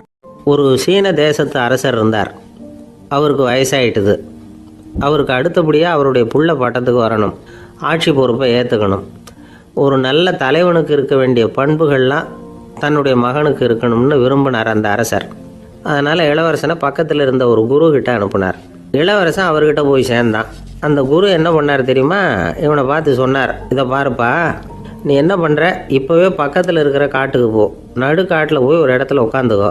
அங்கே என்னென்ன சத்தம்லாம் உன் காதில் விழுதுன்னு கவனித்து கேளு. உன் காதில் விழுந்த ஓசைகள் என்னென்னங்கிறத என்கிட்ட வந்து சொல்லு, அதுதான் எனக்கு தெரியணும், உனக்கு வேலையும் அதுதான் அப்படின்னு சொல்லி அனுப்பி வச்சுட்டார். இளவரசன் காட்டுக்கு போனான். குரு சொன்னபடியே ஒரு இடத்துல உட்காந்து கவனித்து கேட்டான். அதுக்கப்புறம் குருக்கிட்ட திரும்பி வந்தான். என்னென்ன சத்தம்லாம் கேட்ட அப்படின்னு கேட்டார் குரு. குருவே, காட்டில் நான் பறவைகள் சத்தம்லாம் கேட்டேன், மிருகங்களின் ஓசையையும் கேட்டேன், இதை தவிர இடி மின்னல் மழை இதுகளோட சத்தத்தையும் கேட்டேன் அப்படின்னா. குரு யோசனை பண்ணார், நீ இன்னமும் சரியாக கேட்கல, அதனால் மறுபடியும் காட்டுக்கு போ, கொஞ்ச நாள் தங்கியிருந்து கேட்டுட்டு வா அப்படின்னார். இளவரசனுக்கு ஒன்றும் புரியல. இருந்தாலும் குருவின் கட்டளையாச்சே, மறுக்க முடியுமா? உடனே அவன் மறுபடியும் காட்டுக்கு போனான். ஒரு இடத்துல உட்காந்தான். கொஞ்ச நேரம் உன்னிப்பாக கவனித்து கேட்டான். சில நாள் கழித்து குருக்கிட்ட திரும்பி வந்தான். குருவே, இந்த தடவை சில துல்லியமான சத்தங்களை எல்லாம் கேட்டான். தேனீ பறக்கிற சத்தம், நீரோடையின் மெல்லிய ஓசை, இதெல்லாம் கேட்டேன்னா. குரு சிரித்தார். நீ மறுபடியும் காட்டுக்கு போ, இன்னும் சில நாள் அங்கே இரு, முழுமையாக கவனமாக கேட்டுட்டு வா அப்படின்னு சொல்லி அனுப்பி வச்சுட்டார். இளவரசனுக்கு குழப்பம் அதிகமாயிட்டுது. ஒன்றுமே புரியல. மறுபடியும் காட்டுக்கு போனான். மௌனமாக ஒரு இடத்துல உட்காந்துட்டான். அப்படியே தியானத்தில் ஆழ்ந்துட்டான். சில நாளில் அவனுக்கு இதுவரை கேட்காத ஓசைகள்லாம் கேட்க ஆரம்பிச்சிட்டுது. இதைத்தான் நான் கேட்கணும்னு என்னுடைய குரு எதிர்பார்த்துருக்கிறாருங்கிறத புரிஞ்சுக்கிட்டான். உடனே குருக்கிட்ட ஓடனான். குருவே, இந்த தடவை காதுகளுக்கு கேட்க முடியாத சில ஓசைகளை கூட என்னால் உணர முடிஞ்சுது. பூ மலருகிற ஓசை, சூரியனால் பூமி சூடாகிறப்போ எழுகிற ஓசை, காலை பனித்துளியை இந்த புல்லுலாம் குடிக்கிற ஓசை, இது எல்லாம் என்னால் நல்லா கேட்க முடிஞ்சுது அப்படின்னா. குருவுக்கு இப்போ தான் திருப்தி ஏற்பட்டு தான். இளவரசனை பார்த்து சொன்னார், இதை பாருப்பா, இப்போ தான் நாட்டை ஆளுகிற தகுதி உனக்கு வந்திருக்குது அப்படின்னு சொல்லி அதுக்கு விளக்கமும் கொடுத்தாராம். எந்த அரசன் தன்னுடைய மக்களின் இதயம் பேசுகிற மௌன மொழியை, மௌன வார்த்தைகளை கேட்குறானோ அவன்தான் ஆள தகுதி உள்ளவன். எந்த அரசன் தன்னுடைய மக்களின் உணர்ச்சிகளை உண்மையாக உணர்றானோ அவன்தான் முதன்மையான அரசன். போலி வார்த்தைகளை மட்டும் கேட்டுட்டு பல மௌன ராகங்களை காதில் வாங்கிக்காதவன் அரசனே இல்லை. எந்த நாட்டில் எப்போ ஒரு அரசன் தன்னுடைய மக்களின் உணர்ச்சிகளை கேட்க மறுக்கிறானோ அன்னையிலேருந்தே அந்த நாடு அழிய தொடங்குது அப்படின்னு அர்த்தம். இதுதான் அந்த குரு இளவரசனுக்கு போதிச்சது. வாயால் பேசுகிறத மட்டும் கேட்டு ஏமாறக்கூடாது, உணர்ச்சிகளையும் கேட்கறதுல தான் மனப்பக்குவம் உண்டாகும். மக்கள் உணர்ச்சிகளை புரிந்து கொள்ளாத அரசர்கள் நீடிச்சிருக்க முடியாது. அது மாதிரி நாடுகளில் அடிக்கடி குழப்பம் தான் உண்டாகும். அப்படி இருந்தால் அடிக்கடி ஆட்சி மாறிக்கிட்டு இருக்கும். அப்படிப்பட்ட ஒரு தேசம், அங்கே ஒரு சிறைச்சாலையில் 3 கைதிகள் பேசிக்கிட்டு இருந்தாங்க. ஒருத்தன் சொன்னான், நான் இந்த நாட்டு ராஜாவை எதிர்த்து பேசிக்கிட்டு இருந்தேன், அதனால் என்னை பிடிச்சி கொண்டாந்து இங்கே போட்டுட்டாங்க அப்படின்னா ஒருத்தன். இன்னொருத்தன் சொன்னான், நான் இந்த நாட்டு ராஜாவை ஆதரித்து பேசிக்கிட்டு இருந்தேன், அதனால் என்னை பிடிச்சி கொண்டாந்து இங்கே தள்ளி விட்டாங்க அப்படின்னா. அது சரி, நீ என்ன தப்பு பண்ண அப்படின்னு சொல்லி 3வது ஆளை பார்த்து இவங்க கேட்டாங்க. அதுக்கு அந்த ஆள் சொல்கிறான், நான் தான் இந்த நாட்டு ராஜா அப்படின்னானா. ஒரு நண்பர், அவர்கிட்ட பேசிக்கிட்டு இருந்தேன். மனித உறவுகள் பற்றி அவர் சொல்லிகிட்டு இருந்தார். அமெரிக்காவில் தந்தை மகன் உறவு எப்படி இருக்குது அப்படிங்கிறத விளக்கிறதுக்கு அவர் ஒரு கதையை சொன்னார். ஒரு அப்பா பகல் பூராவும் அலுவலகத்தில் வேலை, ஓடி ஆடி உழைச்சிக்கிட்டு களைச்சி போய் ராத்திரி 10 மணிக்கு மேலே வீடு திரும்பினான். வீட்டு வாசலில் அவரோட மகன் காத்துக்கிட்டு இருக்கிறான். இன்னமும் தூங்கலை. அப்பா வாசல்லையே தடுத்து நிறுத்தி, அப்பா உனக்கு சம்பளம் எவ்வளவு அப்படின்னு கேட்குறான். ஏற்கனவே ஆஃபீஸ் பிரச்சனைகளால் அலுத்து போய் திரும்புகிற அப்பாவுக்கு கோவம் வந்துடுது. என்னடா இப்படிலாம் கேளுன்னு உங்கள் அம்மா உனக்கு சொல்லி கொடுத்தாளா அப்படின்னு சொல்லிவிட்டு உள்ளே போய் சட்டையை கட்டி மாட்டி விட்டு குளிச்சு விட்டு மறுபடியும் வெளியில் வந்து உடையை மாற்றுகிற சமயம் அப்போ மறுபடியும் மகன் உள்ளே வந்து நிற்கிறான் அவர் முன்னாடியே. அப்பா உனக்கு எவ்வளவு சம்பளங்கிறான் மறுபடியும். அப்பாவுக்கு எரிச்சல் அதிகமாகிட்டுது. மணிக்கு $20 போதுமா அப்படின்னார். அப்படின்னா எனக்கு ஒரு $10 தர முடியுமான்னா மகன். இதுக்கு தான் என் சம்பளம் எவ்வளவுன்னு கேட்டியா? 2ஆம் வகுப்பு படிக்கிற உனக்கு எதுக்குடா $10 அப்படின்னு கத்திவிட்டு தொலைக்காட்சி பெட்டியின் முன்னாடி போய் உட்காந்துக்கிட்டு ஏதோ நிகழ்ச்சியை பார்க்க ஆரம்பிச்சிட்டார். கொஞ்ச நேரம் கழித்து மறுபடியும் மகன் வந்து நிற்கிறான். அப்பா ப்ளீஸ் எனக்கு ஒரு $10 கொடுக்க முடியுமா? மகனுடைய கண்களில் கண்ணீர். என்னடா அவன் கண்ணீரை காட்டி காரியம் சாதிக்கலாம்னு பார்க்குறியா? ஒரு காசு கூட கொடுக்க மாட்டான் போ அப்படின்னு விரட்டி விட்டான். மகன் கண்ணீரை தொடச்சிக்கிட்டே கண்ணை தொடச்சிக்கிட்டு பேசாமல் போய் படுத்துக்கிட்டானா. கொஞ்ச நேரம் ஆச்சு. அப்பாவோட கோபம் கொஞ்சம் கொஞ்சமாக குறைஞ்சிது. பிள்ளைகிட்ட கோபமாக கத்துனது தப்பு தாங்கிறது புரிஞ்சுது அவனுக்கு. எழுந்திரிச்சு போனான், படுக்கை இறக்கி போனான். மகனை பார்த்தான். அவன் தலையணையை கட்டி பிடிச்சிக்கிட்டு அழுதுகிட்டு இருக்கிறான். அவனை மெல்ல நெருங்கி அவங்ககிட்ட எதமாக பேசுகிறதுக்கு ஆரம்பித்தானான். எதுக்குடா உனக்கு $10 பள்ளிக்கூடத்தில் கேட்டாங்களா அப்படின்னு கேட்டானான். மகன் சொல்லியிருக்கான், இல்லை டாடி, உனக்கு 1 மணி நேரம் சம்பளம் $20ன்னு சொன்னேன். நீ ஏற்கனவே எனக்கு கொடுத்த பாக்கெட் மணி $10 என்கிட்ட இருக்குது. இப்போ நீ இன்னொரு $10 கொடுத்தீங்கன்னா அதையும் சேர்த்து $20 ஆகிடும். அந்த $20 நான் உனக்கு கொடுத்துருவேன். அப்படி கொடுத்தா நீ என் கூட 1 மணி நேரம் செலவழிப்ப இல்லையா? அதுக்காக தான் $10 கேட்டேன் அப்படின்னு சொன்னானான். அந்த அப்பா கண்ணு கலங்கி போச்சான். ஆதரவோடு தன்னுடைய மகனை கட்டி பிடிச்சி அழ ஆரம்பிச்சிட்டாராம். இதுதான் நண்பர் சொன்ன கதை. அமெரிக்கா மட்டும் இல்லை, உலகம் பூராவும் இன்றைக்கி மனித உறவுகள் இப்படி தான் மாறிட்டுருக்கு. பெரியவர்கள் அறிவுரை என்ன தெரியுமா? உங்கள் குழந்தைகளிடமிருந்து குழந்தை பருவத்தை பிரித்து விடாதீர்கள் அப்படிங்கிறது தான். அதாவது இன்றைய குழந்தைகள் தங்கள் பிருந்தாவனத்தை இழந்து விடுகிறார்கள் அப்படிங்கிறது அவங்களுடைய கருத்து. இந்த நிலைக்கு நாம் காரணமாக இருந்துடக்கூடாது. குழந்தைகளோட விளையாடுவோம், குடும்பத்தோடு உறவாடுவோம் அப்படிங்கிறது தான் நம்முடைய நோக்கமாக இருக்கணும். இன்றைய உறவு முறைக்கு இன்னொரு உதாரணம் சொல்லுவாங்க. ஒருத்தர் வந்தாராம், அவர் பக்கத்தில் ஒரு சின்ன பையன். நாம் அவரை விசாரிக்கிறோம், யார் இந்த பையன் அப்படின்னா அவர் சொல்கிறார், இவன் எனக்கு தூரத்து உறவு அப்படின்னாராம். இந்த தூரத்து உறவுன்னா எப்படின்னு இருக்கான். இதுக்கு அவன் சொல்லியிருக்கிறான், இவன் எங்கள் அப்பாவுக்கு 8வது புள்ளை அப்படின்னானான். கணவன் மனைவி அன்பாக இருக்கணும், ஒருத்தர் நல்லா புரிஞ்சுக்கணும், விட்டு கொடுக்குற மனப்பான்மை வேணும். அதுதான் ஒரு நல்ல குடும்பம். இன்றைக்கி பல குடும்பங்களில் அர்த்தமில்லாத சண்டைகள் தான் அதிகம். கிராமப்புறங்களில் வேடிக்கையாக ஒரு கதை சொல்லுவாங்க. ஒரு ஊரில் ஒரு ஆள் இருந்தான், வேலை வெட்டி இல்லாமல் சும்மாவே இருந்தான். அவனுக்கு கல்யாணம் பண்ணி வச்சாங்களாம். மனைவி வந்து சேர்ந்தா, சும்மாவே உட்காந்துருக்கிறியே, ஏதாவது சம்பாதிக்கிற வழியை பாரு அப்படின்ட்டுருக்கா. அதுக்கு தான் யோசனை பண்ணிகிட்டு இருக்கிறேன், ஒரு அருமையான ஐடியா அப்படின்னானா. என்ன அது சொல்லு அப்படின்ட்டுருக்கா. அவள் ஒரு ஆட்டுக்குட்டி வாங்க போகிறேன்ருக்கான். அதை வாங்கி என்ன பண்ண போகிறேன்னா, அந்த குட்டி வளரும், பெருசாகும், அதுக்கப்புறம் அது நிறைய குட்டி போடும் அப்படின்ட்டுருக்கான். சரி, அப்புறம் என்ன, அதையெல்லாம் சந்தையில் கொண்டுட்டு போய் விற்றுவிட்டு அந்த காசுக்கு ஒரு எருவு மாடு வாங்கலாம். சரி, அது எதுக்கு? எருவு மாடு நிறைய பால் கொடுக்கும், அதை கொண்டுகிட்டு போய் பால் பண்ணையில் கொடுப்பேன், அல்லது நானே விற்றுருவேன், கை நிறைய காசு கிடைக்கும். அதுக்கப்புறம் ஒரு பசுமாடு வாங்குவேன், பாலையும் விற்கலாம், நாமளும் காய் போட்டு சாப்பிட்லாம், இப்படிலாம் சொல்லியிருக்கான். அப்போ அந்த பொண்ணு சொல்லிச்சான், அடுத்த தெருவில் இருக்கிற எங்கள் அம்மா வீட்டுக்கும் கொஞ்சம் பால் கொடுத்து அனுப்பலாம் அப்படின்ட்டுருக்கா அந்த பொண்ணு. இந்த இடத்துல கணவனுக்கு கோவம் வந்துட்டுது. அது எப்படி உங்கள் அம்மா வீட்டுக்கு எதுக்கு கொடுக்கணும், அதெல்லாம் முடியாதுன்றிருக்கான். இந்த இடத்துல சண்டை ஆரம்பமாயிட்டுது. கொஞ்ச நேரத்தில் 2 பேரும் சத்தம் போட ஆரம்பிச்சிட்டாங்க. கடுமையான சண்டை நடக்கிறத பக்கத்து வீட்டுக்காரன் காதில் வாங்கினான். அவன் ஓடியாந்தான். அவனுக்கு தெரியும், வாங்காத மாட்டுக்காக இப்படி சண்டை போட்டுக்கிட்டு இருக்கிறாங்கங்கிறது அவனுக்கு புரியும். அவன் ஓடி வந்து சொன்னான், ஏண்டா உன்னோட பசுமாட்டை ஒழுங்காக கட்டி போடக்கூடாதான்ருக்கான். என்னடா சொல்கிறேன்னா, இவன் உன் மாடு என் தோட்டத்தில் வந்து மேய்ஞ்சுட்டுது, பயிரெலாம் நாசமாயிட்டுது, 10,000 ரூபா அளவுக்கு சேதம், அதை வாங்கிட்டு போகிறதுக்கு தான் வந்தேன், குடுறா 10,000 நானா. இவன் அரண்டு போயிட்டான். அப்புறம் சொன்னா, டேய் நான் இன்னும் மாடே வாங்கலையே, அதுக்குள்ள அது வந்து எப்படிடா உன் தோட்டத்தில் மேயும், என்னடா உளர்றேன்னு இருக்கான். நீ தாண்டா இப்போ உளறிக்கிட்டு இருக்க, மாடே வாங்கலை, அதுக்குள்ளே எப்படிடா வந்து உன்னுடைய மனைவி அவங்க அம்மா வீட்டுக்கு பால் கொடுத்து அனுப்ப முடியும் அப்படின்னு அவன் கேட்டானா. நம்ம ஆளுக்கு இப்போ தான் புத்தி வந்துதான். அர்த்தமே இல்லாத சண்டை போட்டுக்கிட்டு இருக்கிறோம் அப்படிங்கிறத அவன் புரிஞ்சுக்கிட்டானான். இது நம்ம முன்னோர்கள் சொல்லியிருக்கிற ஒரு கதை. சண்டையில் தான் அர்த்தம் இல்லையே தவிர கதையில் அர்த்தம் உண்டு. அதாவது இல்லாத விஷயங்களுக்காக சண்டை போட்டுக்கிட்டு இல்லறத்தை வீணாக்கிக்கிட்டு இருக்கிற மனிதர்கள் இன்றைக்கு நிறைய பேர் இருக்கிறாங்க. ஒருத்தன் தன்னுடைய மனைவியை பற்றி மாமனார்கிட்ட புகார் சொன்னானா, மாமா உங்கள் பொண்ணு அர்த்தமில்லாத சண்டை போடுறா, எதுக்கு எடுத்தாலும் எடுத்தெறிஞ்சு பேசுகிறா அப்படின்ட்டுருக்கான். நீ எப்படி மாப்பிள்ளை அதை சமாளிக்கிற அப்படின்னு கேட்டிருக்காரு அவர். அவள் எடுத்தெறியறது என் மேலே படாமல் ஒதுங்கி நின்றுக்கிறேன் அப்படின்னு நானா இவன். ஒரு பெரியவர்கிட்ட பேசிக்கிட்டு இருந்தேன். அவர் என்கிட்ட ஒரு கேள்வி கேட்டார். திருடர்கள் எத்தனை வகை தெரியுமா உனக்கு அப்படின்னார். இதுதான் அவர் கேட்ட கேள்வி. எதுக்காக என்ன பார்த்து அந்த கேள்வி கேட்டார் தெரியல. இருந்தாலும் நான் வந்து அவருக்கு பதில் சொன்னேன். திருடர்களில் வந்து எத்தனையோ வகை உண்டுங்க. கார் திருடன், சைக்கிள் திருடன், முகமூடி திருடன், எப்படி சொல்லிகிட்டே போகலாம். இருந்தாலும் என்னுடைய சிற்றறிவுக்கு எட்டின வரையில் திருடர்களை வந்து 2 வகையாக பிரிக்கலாம் அப்படின்னு நினைக்கிறேன். ஒன்று ராத்திரியில் திருடுற திருடன், இன்னொருத்தன் பகலில் திருடுற திருடன். அதாவது பகல் திருடன், ராத்திரி திருடன் அப்படின்னு பெரியவர் சிரித்தார். என்ன சிரிக்கிறீங்களே, என்ன கள்வர்கள் 4 வகை அப்படின்னு ஆரம்பித்தார். எப்படின்னு கேட்டேன்.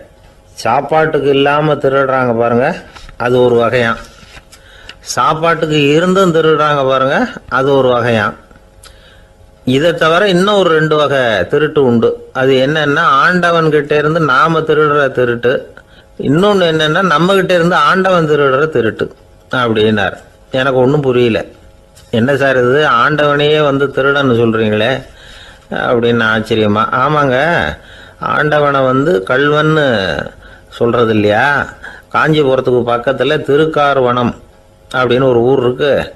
அங்கே உள்ள பெருமாளுக்கு வந்து கள்வர்னு தான் பேர். அது மட்டும் இல்லை, திருமங்கை ஆழ்வார் தம்முடைய திரு நெடுந்தாண்டகத்தில் கார்வனத்துள்ளாய் கல்வா அப்படின்னு தான் அழைக்கிறார் அப்படின்னு நிறைய உதாரணம்லாம் சொல்ல ஆரம்பித்தார். அதுக்கப்புறம் அவர்கிட்ட பேசி நான் புரிஞ்சுக்கிட்ட விவரங்களை தான் நான் இப்போ உங்ககிட்ட சொல்ல போகிறது. அதாவது அவர் சொன்ன முதல் வகை திருடர்கள் வந்து சாப்பாட்டுக்கு இல்லாமல் திருடுறவங்க. இவங்களை வந்து திருத்தி போடலாம். சாப்பாட்டுக்கு இருந்தும் பணம் சேர்க்கணுங்கிற ஆசையால் பொய் கணக்கெல்லாம் எழுதுறாங்க பாருங்க, அவங்க தான் 2வது வகை. 3வது வகை திருட்டு தான் மிகப்பெரிய திருட்டு. இறைவனுக்கு சொந்தமானதை நம்முடையதுன்னு நினைக்கிற திருட்டு. எது இறைவனுக்கு சொந்தமானது அப்படின்னா ஆத்மா. பகவானுக்கு சொந்தமான ஆத்மாவை நம்முடையதுன்னு நினைக்கிறது தான் அந்த மாபெரும் திருட்டு. இதுக்கு பேர் தான் ஆத்மாபகாரமா. சரி, இதுக்கு பரிகாரம் என்ன? எல்லாம் இறைவனுடையது, நமக்கு ஒன்றும் இல்லை அப்படின்னு நினைக்கிறது தான் இதுக்கு பரிகாரம்.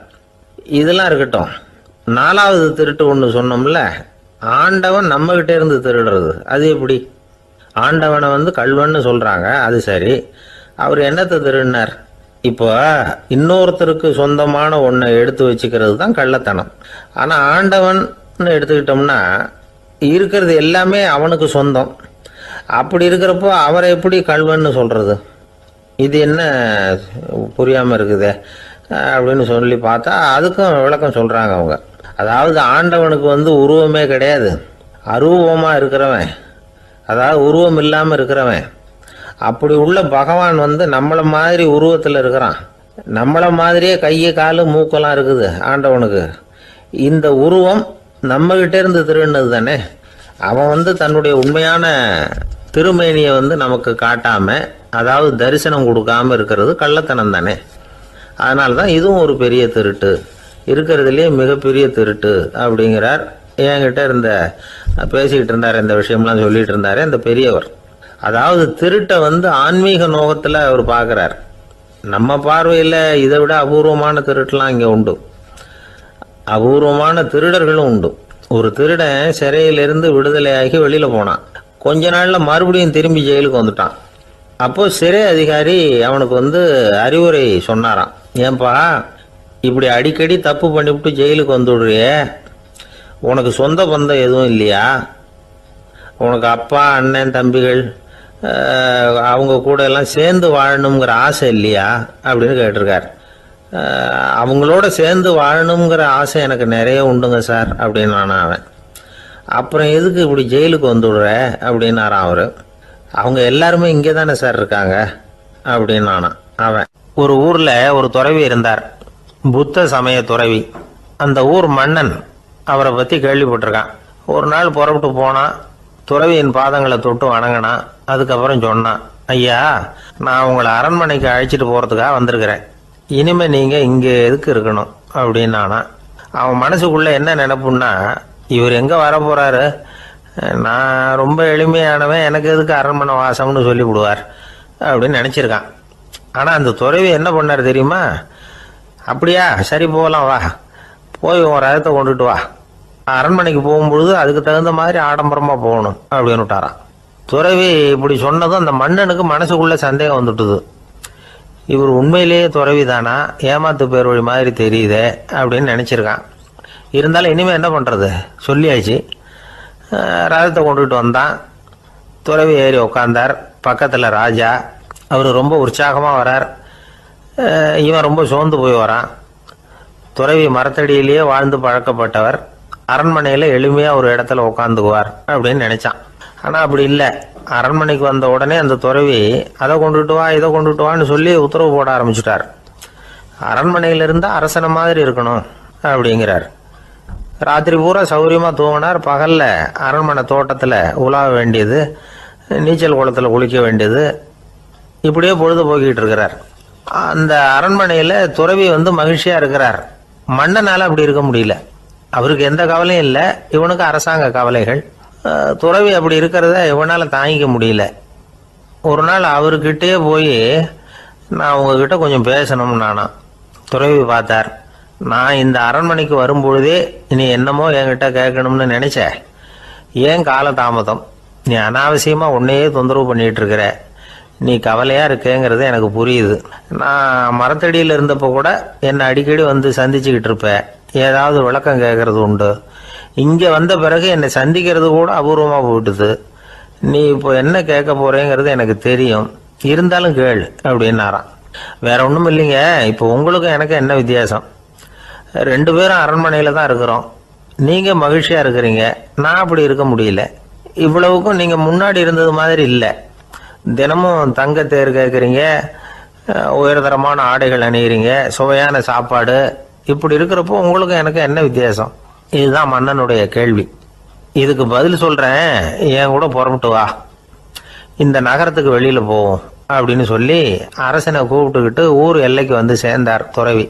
அங்க போய் சொன்னார், இத பாருப்பா, இந்த இடத்த தான் தேடிட்டு இருந்தேன், இனிமே நான் திரும்பி வர போறதில்ல, நீ என்னோட வர்றியா திரும்பி போறியா அப்படின்னார். நான் எப்படிங்க உங்க கூட வர முடியும், என்னுடைய நாடு, என்னுடைய சொத்துக்கள், மனைவி மக்கள் எல்லாத்தையும் விட்டுட்டு எப்படிங்க வர்றதுன்னா. இப்ப அந்த துறவி சொன்னார், இப்ப வித்தியாசத்தை தெரிஞ்சுக்கிட்டியா, நான் அரண்மனையில் இருந்தேன், எல்லா வித பொருள்களும் உடையவனா இருந்தேன், ஆனா எதையும் சொந்தம் கொண்டாடுறவனா இருக்கல. ஆனா நீ அப்படி இல்லை, எல்லாத்தையும் சொந்தம் கொண்டாடிட்டு இருக்கிற, இதுதான் நமக்குள்ள வித்தியாசம் அப்படின்னு சொன்னார். அரண்மனை ஆடைகளை அப்படியே களைஞ்சார், அரசங்கிட்ட கொடுத்தார். உன்னுடைய ஆடைகளை நீயே வச்சுக்கோன்னார். அவர் பாட்டுக்கு நடந்து போனார், திரும்பியே பார்க்கல. அரசனுக்கு அப்பதான் தன்னுடைய அறியாமை விளங்குச்சான். இதுல இருந்து நாம புரிஞ்சுக்க வேண்டியது என்னன்னா, இந்த உலகத்துல எத்தனையோ பொருள்கள், அதையெல்லாம் முறையா பயன்படுத்தினா மகிழ்ச்சி, அதை விட்டுட்டு அதுக்கெல்லாம் சொந்தம் கொண்டாட ஆரம்பிச்சா கவலை. நம்ம ஆட்கள் சொந்தம் கொண்டாடுற விதமே தனி. ஒரு ஆளு இன்னொருத்தங்கிட்ட ஒரு கொடை கடன் வாங்கியிருந்தான், திருப்பி கொடுக்கல.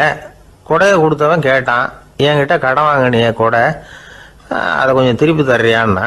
அது உனக்கு இப்போ அவசரமா தேவைப்படுதா அப்படின்னு கேட்டான் இவன். எனக்கு தேவைப்படல, அந்த கொடையை நான் யாருக்கிட்ட வாங்கியிருந்தேனோ அவனுக்கு இப்போ அது அவசரமா தேவைப்படுது அப்படின்னு அந்த ஆள். ஒரு ஊர்ல ஒரு புகழ்பெற்ற பத்திரிகையாளர் இருந்தார். அவர் ஒரு நாள் திடீர்னு இறந்து போயிட்டார். அதுக்கப்புறம் நேரா சொர்க்கத்துக்கு போனார். சொர்க்கத்தின் வாசல்ல நின்றுகிட்டு இருந்த ஒருத்தர் அவரை தடுத்தார். இதை பாரு, ஏற்கனவே இங்க 12 பத்திரிகையாளர்கள் இருக்கிறாங்க, அவங்களுக்கு இங்க வேலை இல்லை. அதுக்கு என்ன காரணம்னா, சொர்க்கத்துல திடுக்கிடும் செய்திகள்லாம் ஒன்றும் கிடையாது, அப்படி என்ன இருக்க போகுதுங்க, இங்கே எல்லாம் அது ஒழுங்காக நடந்துகிட்டு இருக்கோம். எல்லாம் ஒழுங்காக நடந்தால் பத்திரிகைகளுக்கு சுவாரஸ்யமான கொலை கொள்ளை தீ வைப்பு இது மாதிரி எதுவும் இங்கே இல்லை.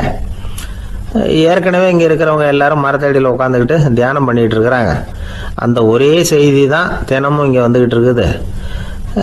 அதை படிக்கிறதுக்கே இங்கே ஆள் கிடையாது. அதனால் நான் என்ன சொல்கிறேன்னா, நீ பேசாமல் நரகத்துக்கே போயிடு. அங்கே எவ்வளவோ நிகழ்ச்சிகள் நடந்துக்கிட்டு இருக்கு. அங்கே தான் அதிகமான பத்திரிகையாளர்கள் தேவைப்படுறாங்க. அங்கே உனக்கு நிறைய வேலை இருக்கும். அதை செய்கிறதில்ல நீயும் மகிழ்ச்சியாக இருக்கலாம் அப்படின்னு சொன்னாராம். அங்கே அந்த சொர்க்கத்தின் வாசலில் நின்றுக்கிட்டு இருந்தவர். இந்த பத்திரிகையாளர் அங்கேயே நின்று கொஞ்சம் யோசனை பண்ணார். இவருக்கு சொர்க்கத்திலே இருக்கணும்னு தான் ஆசை. அதனால் மெதுவாக அவர்கிட்ட பேசினாராம். ஐயா, என்னை ஒரு 24 மணி நேரம் இங்கே உள்ளே இருக்கிறதுக்கு அனுமதி கொடுங்க. இங்கே இருக்கிற பல பத்திரிகையாளர்களை எனக்கு தெரியும். அவங்களில் சில பேரை சமாதானப்படுத்தி மெதுவாக பேசி நரகத்துக்கு அனுப்பி வச்சுட்றேன். நான் இங்கே இருந்துக்கிறேன். உங்கள் கணக்குப்படி 12 பேருக்கு மேலே இங்கே தாண்டாது, அப்படி பார்த்துக்கிறேன் அப்படின்னாராம். அவரும் யோசனை பண்ணி பார்த்துட்டு, சரி அப்படியே உனக்கு அனுமதி கொடுக்குறேன். ஆனால் ஒரு விஷயம், 24 மணி நேரம் தான் அனுமதி, அதுக்குள்ளே எல்லாம் நடக்கணும் அப்படின்ட்டுருக்கார். சரின்னு சொல்லிவிட்டு இந்த பத்திரிகையாளர் உள்ளே போனார். யோசனை பண்ணார். திட்டம் போட்டு ஒரு பொருளையை கிளப்பி விட்டார். சக பத்திரிகையாளர்கள் எல்லாம் கூப்பிட்டு சொன்னாராம், இந்த பாருங்க, நரகத்தில் ஒரு பெரிய தினசரி பேப்பரை கொண்டுகிட்டு வர்றதுக்காக திட்டம் போட்டுக்கிட்டு இருக்காங்க. அதுக்கு பல அதிகாரிகள் தேவைப்படுறாங்க. நிறைய சம்பளம் கிடைக்கும். யார் யாரெல்லாம் நரகத்துக்கு போக ஆசைப்படுறாங்களோ அவங்கெல்லாம் போகலாம் அப்படின்னு ஒரு பொருளையை கிளப்பி விட்டார். 24 மணி நேரம் கழித்து வாசல் பக்கம் போனார். அங்கே இருந்தவர்கிட்ட எத்தனை பேர் வெளியேறினாங்கன்னு விசாரிச்சாராம். அப்போ அவர் இவரை, நீ வெளியே போகக்கூடாது, முதல்ல உள்ளே தான் இருக்கணும் அப்படின்னு தடுத்தாராம். அப்புறம் சொன்னாராம், நீ சொன்ன செய்தியை கேட்டதும் இங்கே இருந்த எல்லா பத்திரிகையாளர்களுமே நரகத்துக்கு போயிட்டாங்கப்பா, உள்ளே யாருமே இல்லை, அதனால் நீ உள்ளே இருக்கலாம் அப்படின்னாராம். இதை கேட்டதும் இந்த பத்திரிகையாளரே குழம்பி போயிட்டார். ஒருவேளை உண்மையிலேயே நரகத்தில் புதுசாக பத்திரிகை ஏதாவது ஆரம்பிக்க போகிறாங்களோ அப்படின்னு அவரே நினைக்க ஆரம்பிச்சிட்டாராம். அப்புறம் சொன்னாராம், ஐயா என்னை விட்டுருங்க, நான் நரகத்துக்கே போயிடுறேன், அங்கே ஏதோ விசேஷம் இருக்கணும் அப்படின்னாராம். இல்லைன்னா இத்தனை பேரும் ஒட்டு மொத்தமாக அங்கே போகிறதுக்கு சான்ஸே இல்லை, என்னை தடுக்காதீங்கன்னு கெஞ்ச ஆரம்பிச்சிட்டாராம். மற்றவங்க நம்பணுங்கிறதுக்காக ஒரு பொருளையை கிளப்பி விட்டார். கடைசியில் தானே அந்த பொருளைக்கு ஆளாயிட்டார். அதாவது பிறரை ஏமாற்றிய அவரது மனம் கடைசியில் அவரையே ஏமாற்ற ஆரம்பிச்சுட்டு பாருங்க. நீங்கள் இப்படி அடுத்தவங்களை ஏமாத்துறதுக்கு உங்கள் மனசை பழக்கப்படுத்துறீங்க, ஆனால் கடைசியில் அதனால் நீங்களே ஏமாற்றப்படுகிறீர்கள் அப்படிங்கிறது பெரியவர்களுடைய புத்திமதி.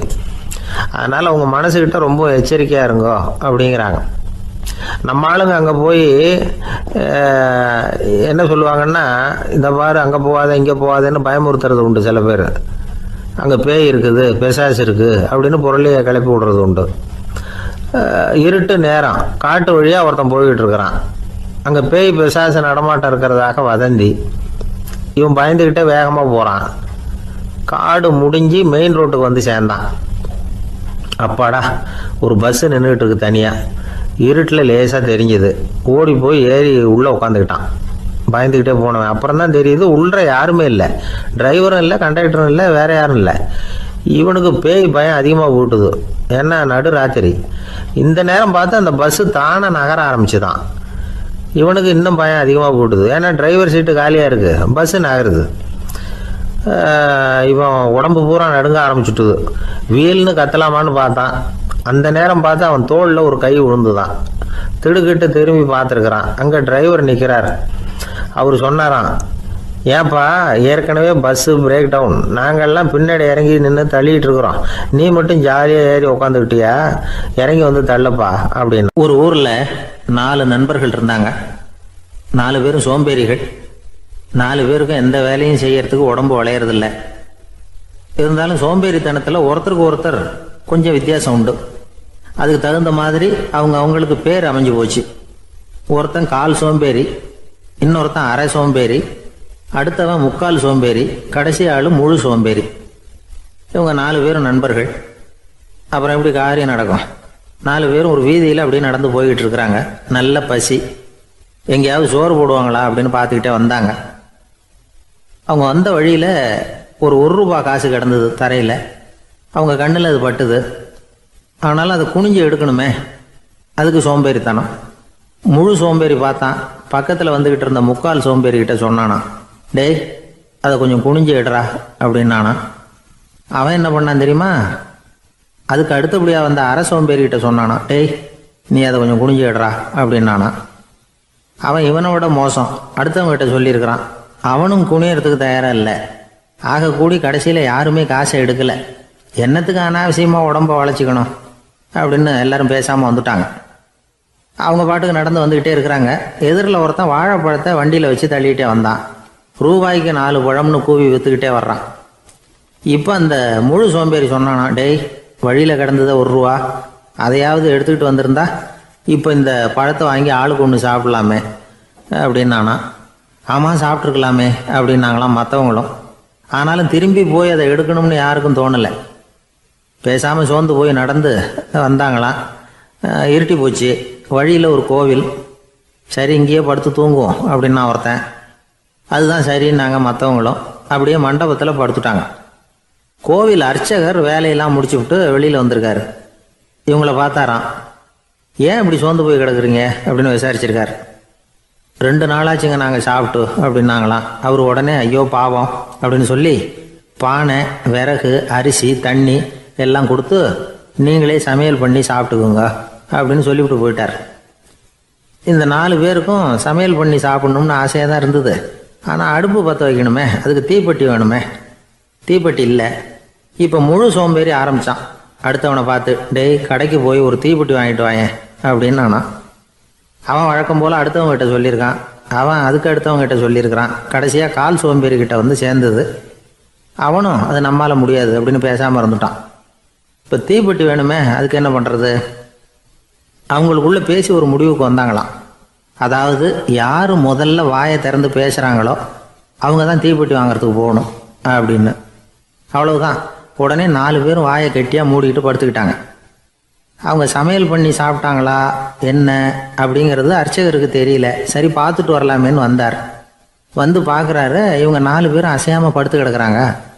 அர்ச்சகர் பயந்துட்டார். ஒருவேளை பசி தாங்காமல் செத்து போட்டாங்களோ அப்படிங்கிற பயம், அல்லது நாம் கொடுத்த உணவுப் பொருளில் ஏதாவது விஷம் கலந்துருக்குமோ அப்படின்னும் பயந்தார். அப்படின்னா நம்ம மேலே பழி வந்துருமே அப்படின்னு நினச்சி நடுங்க ஆரம்பிச்சுட்டார். அப்புறம் அவரும் ஒரு முடிவுக்கு வந்தாராம். கோவிலுக்கு பக்கத்துலேயே ஒரு பெரிய குழி இருந்தது. அதில் ஒவ்வொருத்தரையாக இழுத்துக்கிட்டு போய் போட்டார். கொஞ்சம் மண்ணை தள்ளினார். காலால் மிதித்தார். அவர் மிதித்த மிதி ஒருத்தன் அடி வயத்தில் போட்டுவிட்டுது. அவன் உடனே வலி தாங்காமல் ஐயோ அம்மான்னு அலறினான். உடனே நடந்தது என்ன தெரியுமா? மற்ற 3 பேரும் துள்ளி எழுந்திரிச்சாங்களாம். அவனை பார்த்து நீ தாண்டா தீப்பெட்டி வாங்க போகணும், நீ தாண்டா வாங்க போகணும், நீ தான் சத்தம் போட்ட அப்படின்னு சொல்லி ஆரம்பிச்சிட்டாங்களாம். அர்ச்சகர் பார்த்தார். இது பேய் மாதிரி தெரியுதுன்னு நினச்சிக்கிட்டு ஒரே ஓட்டமாக ஓடி போட்டாராம். கிராமப்புறங்களில் இப்படி ஒரு கதையை சொல்கிறது உண்டு. சோம்பல்ங்கிறது நம்ம முன்னேற்றத்துக்கு பெரிய தடை அப்படிங்கிறத நாம் புரிஞ்சுக்கணும். அதுதான் இந்த கதை சொல்கிற நீதி. ஒரு பள்ளிக்கூடத்தில் ஒரு புதுமையான போட்டி நடந்துதான்.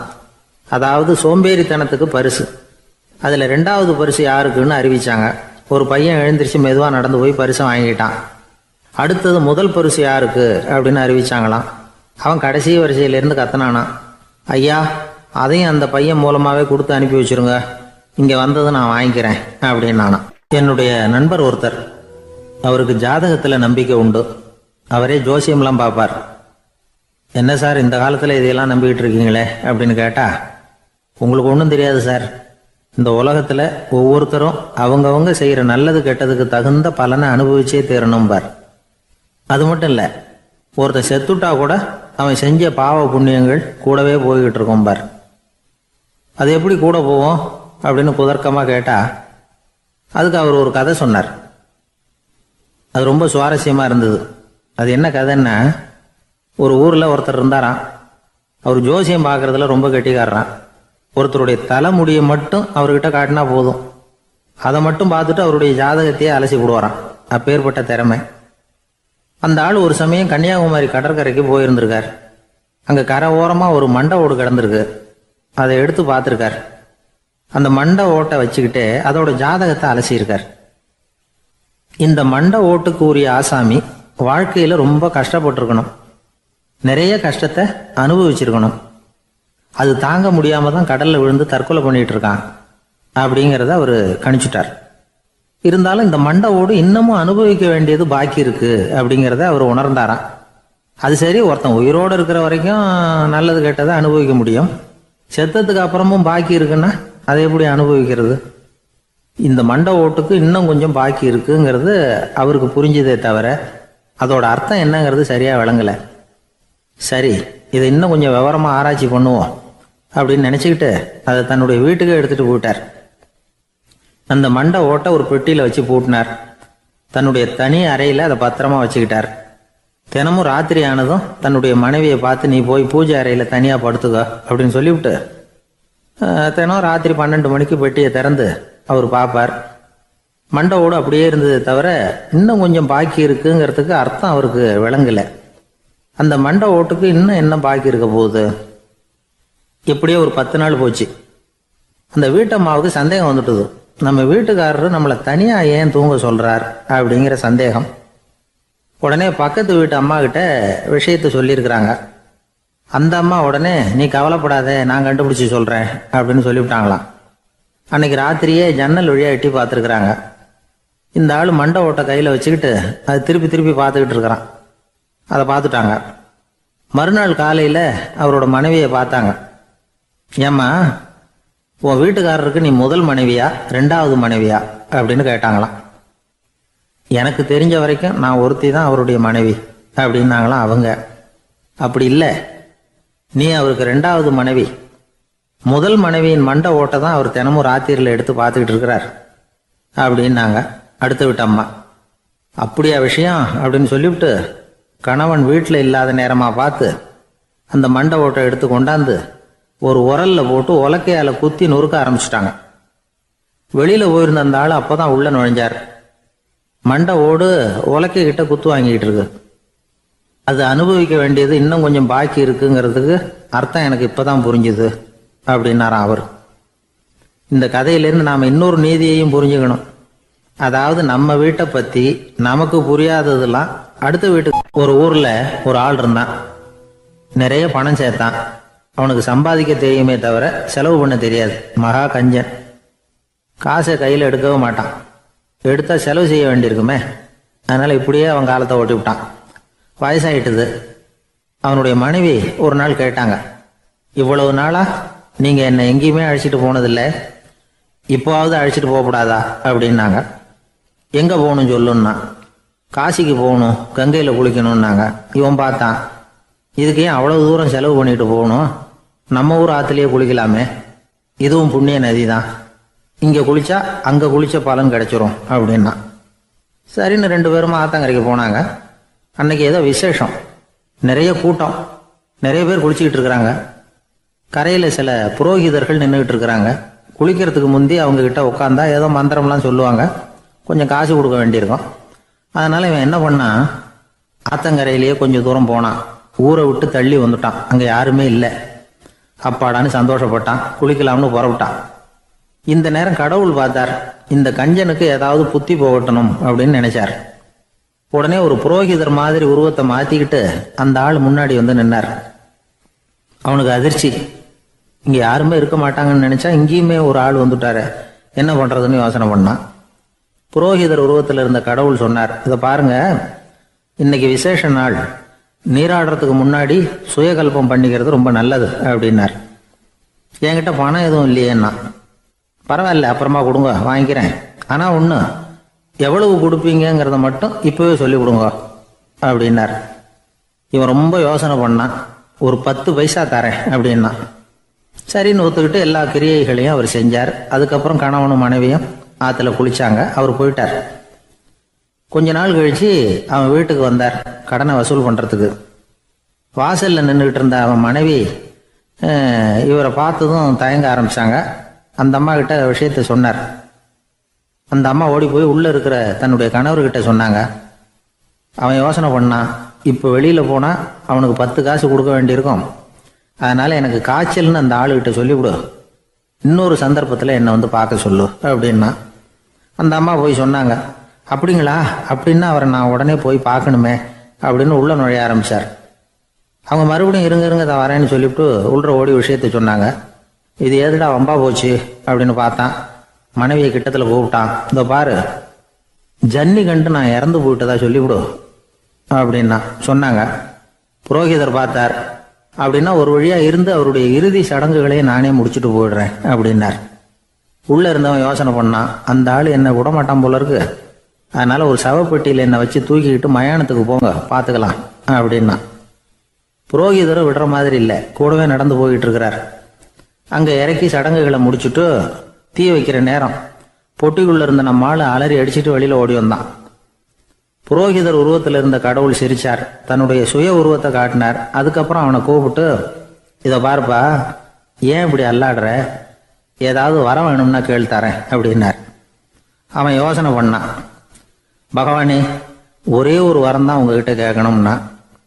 என்ன வேணும் கேளுன்னார்.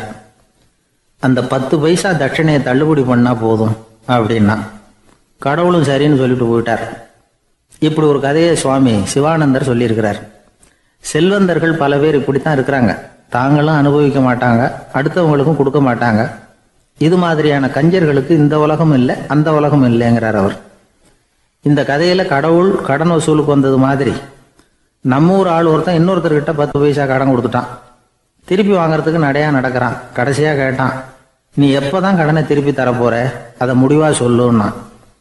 வர்ற வியாழக்கிழமை கண்டிப்பா கொடுத்துருவேன் அப்படின்னானா அவன்.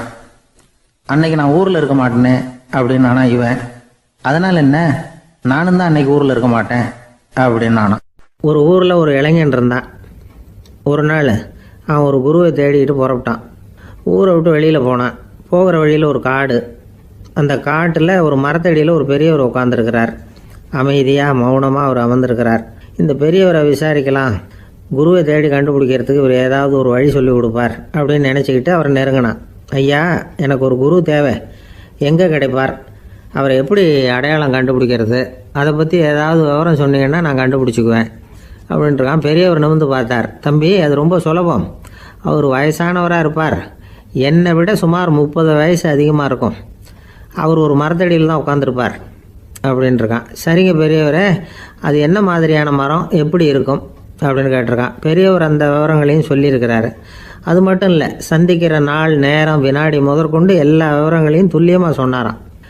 இவ்வளவு விவரங்களை இவரால் எப்படி சொல்ல முடியுது அப்படின்னு இவனுக்கு ஆச்சரியம். இருந்தாலும் அந்த பெரியவர் கடைசியாக ஒரு விவரம் சொன்னார். அது என்ன தெரியுமா, எப்படியும் நீ அவரை சந்திக்கிறதுக்கு ஒரு 30 வருஷம் ஆகும் அப்படின்னு சொல்லிவிட்டாராம். ரொம்ப நன்றிங்க பெரியவரே அப்படின்னு சொல்லிவிட்டு அந்த இளைஞன் புறப்பட்டுருக்கான். இப்போ அவனுக்கு குரு பற்றின விவரம் எல்லாம் கிடைச்சிட்டுது, சந்திக்கிற நேரமும் தெரிஞ்சுட்டுது. ஆனால் 30 வருஷம் அவரை தேடி அலைய வேண்டியிருக்குமே. அவன் தேட ஆரம்பித்தான். காடு மலை எல்லாம் சுற்றி அலைஞ்சான். பல வருஷங்கள் தேடினான். அழுத்து போயிட்டான். கடைசியில் அவனுக்கும் வயசாகிட்டுது. கடைசியில் தன்னுடைய சொந்த ஊருக்கே திரும்பி போய்கிட்டு இருந்தான். அங்கே ஒரு மரத்தடியில் அவன் தேடிக்கிட்டு இருந்த குருநாதர் கிடைச்சார். யார் அவருன்னா, 30 வருஷத்துக்கு முன்னாடி வழி சொல்லி கொடுத்தாருல அதே பெரியவர். அவருக்கு இப்போ 30 வயசு அதிகமாக இருந்தது. அதே மரம். அன்னைக்கு பெரியவர் சொன்ன அடையாளம் இப்போ பொருத்தமாக இருந்தது. இப்போ அந்த பெரியவர் சொன்னார், சரியாக வந்து சேர்ந்துட்டேன், வா, உனக்காக தான் நான் இவ்வளவு காலமும் காத்துக்கிட்டு இருந்தேன் அப்படின்னாரான். என்ன சொல்கிறீங்கன்றிருக்கான்.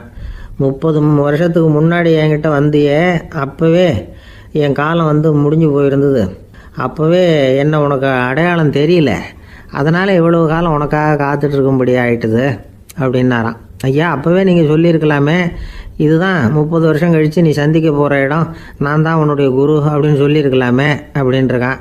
அந்த பெரியவர் சிரிச்சுக்கிட்டே இதுக்கு பதில் சொன்னாராம். நான் எவ்வளவோ விவரமாக தான் சொன்னேன், நீ சரியாக புரிஞ்சிக்கல. காரணம், அப்போ நீ போதுமான அளவுக்கு பக்குவம் பெற்றிருக்கவில்லை.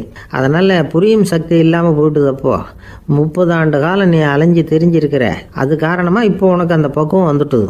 அதனால தான் அடையாளம் காண முடிஞ்சது, நானே உன்னுடைய குரு அப்படின்னாராம். இதுலேருந்து என்ன தெரியுதுன்னா, ஆன்மீகத்தில் மாணவனாக சேர்றதுக்கு கூட ஒரு பக்குவத்தன்மை தேவைப்படுது. ஒரு பெரிய ஞானி, அவர்கிட்ட சீடனாக இருக்க ஒருத்தன் வந்தான். எதிரில் நின்னா. ஞானி அவனை வெகு நேரம் உற்று பார்த்தார். அப்புறம் சொன்னார், சீடனாக இருக்கிறது ரொம்ப சிரமம்னார். நான் தயாராக இருக்கிறேன்னா. அது இன்னமும் சிரமமாச்சே, இங்கே வந்து குருவாக இருக்கிறது மட்டுமே சுலபம் அப்படின்னாராம். அப்படின்னா நான் குருவாகவே ஆயிடுறேன் அப்படின்னானா. இது போலவே இந்த காலத்தில் கதை ஒன்று உண்டு. ஒரு பள்ளிக்கூடத்தில் வகுப்பு ஆசிரியர் மாணவனை திட்டிக்கிட்டு இருந்தார். டேய், நீ 100க்கு 10 மார்க்கு தான் வாங்கிக்கிட்டு இருக்க. இவ்வளவு மோசமாக நீ படித்தா கடைசியில் மாடு மேய்க்கிறது கூட லாய்க்கு இல்லாதவனா ஆகிடுவேன். அதுக்கப்புறம் என்ன செய்ய போகிறேன் அப்படின்னாராம். பையன் தலையை சொரிஞ்சுக்கிட்டே சொன்னானா, சார் அப்படின்னா ஒன்று செய்கிறேன் அப்படின்னானா. இவர் கேட்டிருக்கார் என்ன செய்ய போகிறேன்னு. வேற என்ன சார், உங்களை மாதிரி ஒரு ஆசிரியர் ஆகிடுறேன் அப்படின்னானா.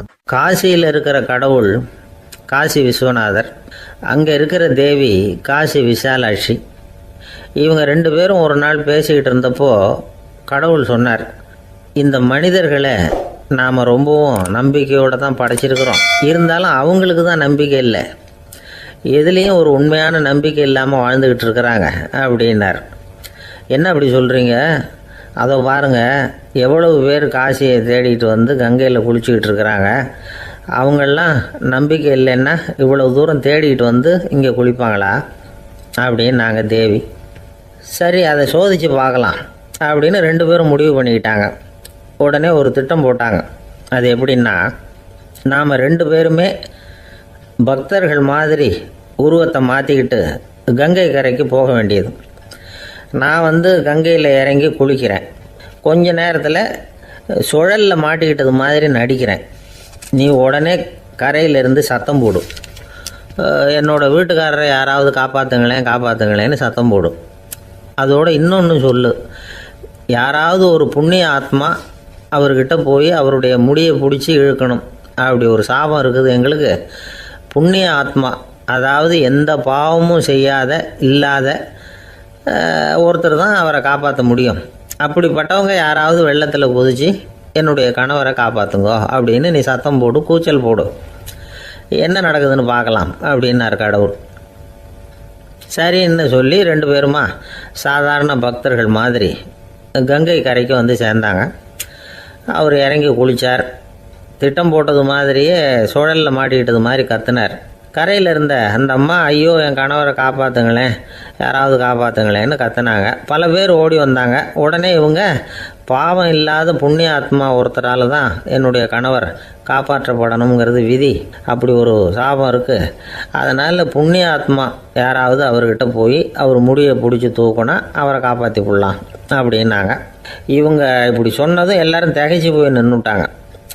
ஒவ்வொருத்தருக்கும் அவங்க செஞ்ச பாவம்லாம் ஒவ்வொன்றா ஞாபகத்துக்கு வர ஆரம்பிச்சுட்டுது. சரி, இதுக்கு நாம் லாயக்கு இல்லை அப்படின்னு சொல்லி ஒதுங்கி போக ஆரம்பிச்சிட்டாங்க எல்லாம். இந்த சமயத்தில் யாரோ ஒருத்தர் வேகமாக ஓடி வந்தார், ஆற்றுல குதிச்சார். அவர்கிட்ட போனார், முடியை பிடிச்சார், தூக்குனார், அவரை காப்பாற்றி கரைக்கு கொண்டுட்டு வந்துட்டார்.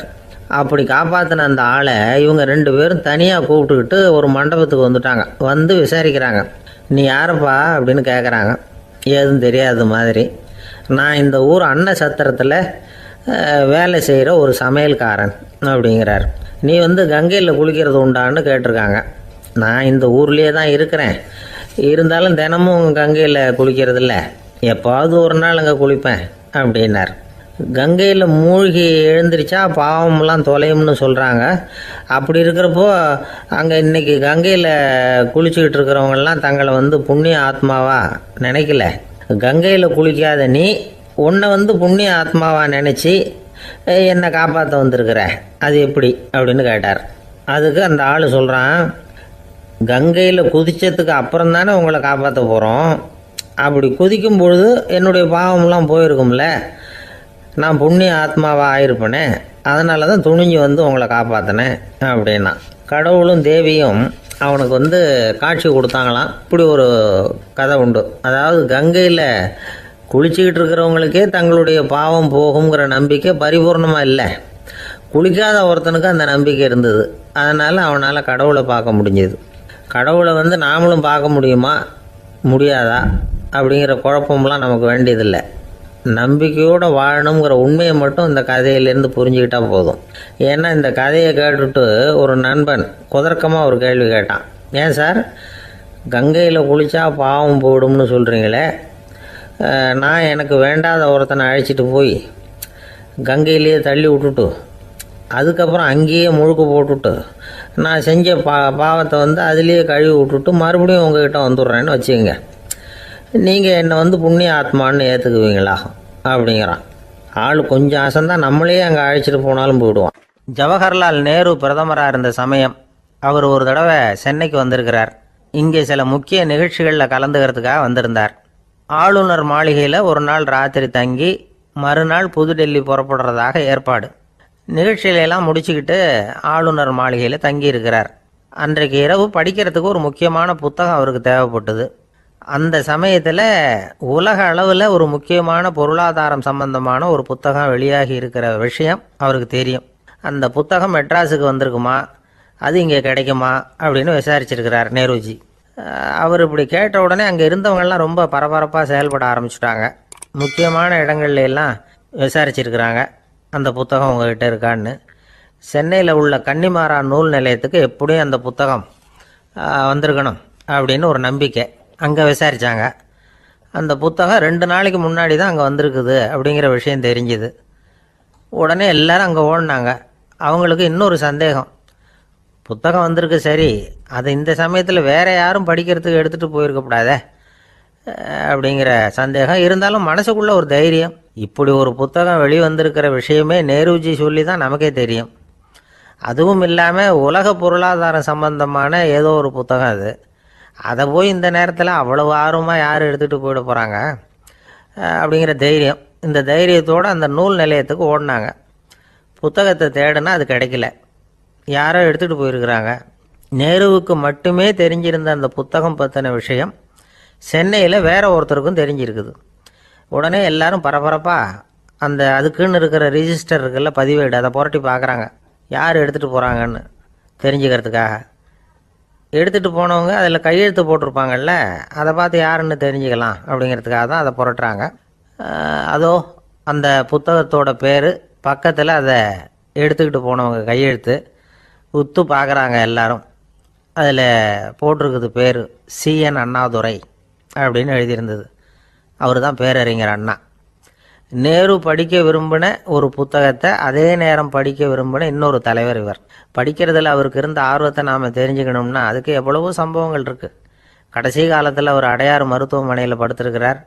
அவருக்கு ஒரு முக்கியமான அறுவை சிகிச்சை செய்ய வேண்டியிருக்குது அவசரமாக. அமெரிக்காவிலேருந்து டாக்டர் மில்லர் வந்திருக்கிறார். அவர்கிட்ட கேட்குறார், டாக்டர் நாளைக்கே அறுவை சிகிச்சை செய்ய போகிறீங்களா அப்படின்னு. ஆமாங்கிறார் டாக்டர் மில்லர். நாளைக்கு மறுநாள் செஞ்சுக்கிறேனே அப்படின்னாரான் அண்ணா. ஏன் ஏதாவது நாள் பார்க்குறீங்களான்னு கேட்டிருக்கார். இல்லை, ஒரு புத்தகத்தை படிச்சுக்கிட்டு இருக்கிறேன், அதை நாளைக்குள்ளே முடிச்சிருவேன், அதுக்கப்புறம் நான் இறந்தாலும் கவலை இல்லை அப்படின்னாரான் இவர். அவர் தான் அறிஞர் அண்ணா. சங்ககால நூல்கள்லேருந்து சமீபத்தில் வந்த நூல்கள் வரைக்கும் எல்லாம் அவர் படிச்சிருக்கிறார். ஒரு திருமண விழாவில் அவர் பேசும்பொழுது சொன்ன விஷயம் இது. சங்க காலத்தில் காதலியை மணக்க விரும்புகிறவனுக்கு அவனுடைய தந்தை வீர சோதனைகள்லாம் வைப்பார். போய் புலிப்பல் கொண்டுக்கிட்டு வா, அப்போ தான் என் பொண்ணை கொடுப்பேன் அப்படின்னு சொல்லுவார். காதலன் உடனே காட்டுக்கு போவான், ஒரு புலியை கொன்று அதனுடைய பல்லை கொண்டுக்கிட்டு வருவான். அதை வீர பதக்கத்தில் பதிச்சு அவனுக்கு மாமனார் சூட்டுவார் கல்யாண சமயத்தில். இப்போலாம் காதலன் கிட்ட அப்படி சொல்ல முடியாது. இப்போலாம் காதலன் கிட்ட காட்டுக்கு போய் புலிப்பல் கொண்டுக்கிட்டு வான்னு யாராவது சொன்னால் புலி தான் மாப்பிள்ளையாக வந்து சேரும் அப்படின்னார். ஒரு விவசாயி விதைக்கிறதுக்காக வயல்வெளி பக்கம் போகிறார். விதைகளை அள்ளி வீசினார். அப்போ என்ன ஆச்சுன்னா, சில விதைகள் பாதை ஓரத்தில் விழுந்தது, சில விதைகள் முள் செடிகள் மண்டி இருந்த புதருக்கு இடையில் விழுந்தது, சில விதைகள் நல்ல நிலத்தில் விழுந்தது. பாதை ஓரத்தில் விழுந்த விதை என்ன ஆச்சுன்னா, அதெல்லாம் பறவைகள் கண்ணில் போட்டுவிட்டுது. உடனே உட்காந்து கொத்தி தின்னுட்டு போட்டுது. அதிகமாக மண் இல்லாத பாறை பகுதியில் விழுந்த விதையெல்லாம் லேசாக வேர் விட்டு முளைக்க ஆரம்பிச்சிது. அதுக்கப்புறம் வேர் கீழேயும் ஆழமாக போக முடியல, மேலேயும் சூரிய வெப்பம் அதிகம் தாங்க முடியல, எல்லாம் காஞ்சி கருகி போட்டுது. புதர் பகுதியில் சில விதைகள் விழுந்தது இல்லையா, முள் செடிகள் காடாக மண்டி போயிருந்தது. அதனால் முளைச்சி வர்ற செடிக்கு நெருக்கடி அதிகமாக போட்டுது, சரியாக வளர முடியல, விளைச்சலும் சரியாக இல்லை. நல்ல நிலத்தில் விழுந்த விதைகள் மட்டும் நல்லா முளைச்சிது, நல்லா வளர்ந்தது, விளைச்சலும் பிரமாதமாக இருந்தது. இந்த கதையை சொல்லிவிட்டு கேட்க செவியுள்ளோர் கேட்கட்டும் அப்படிங்கிறார் இயேசு பெருமான். ஆமாம், இயேசு கடலில் நின்ற படகு ஒன்றில் உட்காந்துருக்கிறார். கடற்கரையில் ஏராளமான மக்கள் உட்காந்துருக்கிறாங்க. அந்த சமயத்தில் தான் இயேசு ஓமைகள் மூலமாக மக்களுக்கு பல உண்மைகளை சொல்லிகிட்டு இருக்கிறார். மக்கள் அந்த கதையை கேட்டுட்டு ஒன்றும் புரியாமல் முழிக்கிறாங்க. அதை கவனித்த இயேசு அந்த ஓமையை விளக்க ஆரம்பித்தார். இதில் அந்த விதைக்கிறவர் தான் இறைவன். அவருடைய வார்த்தைகளை விதைக்கிறார். அந்த வார்த்தைகளை கேட்கிற மக்கள் அந்த விழுந்த விதைகள் மாதிரி 4 வகையானவர்கள்.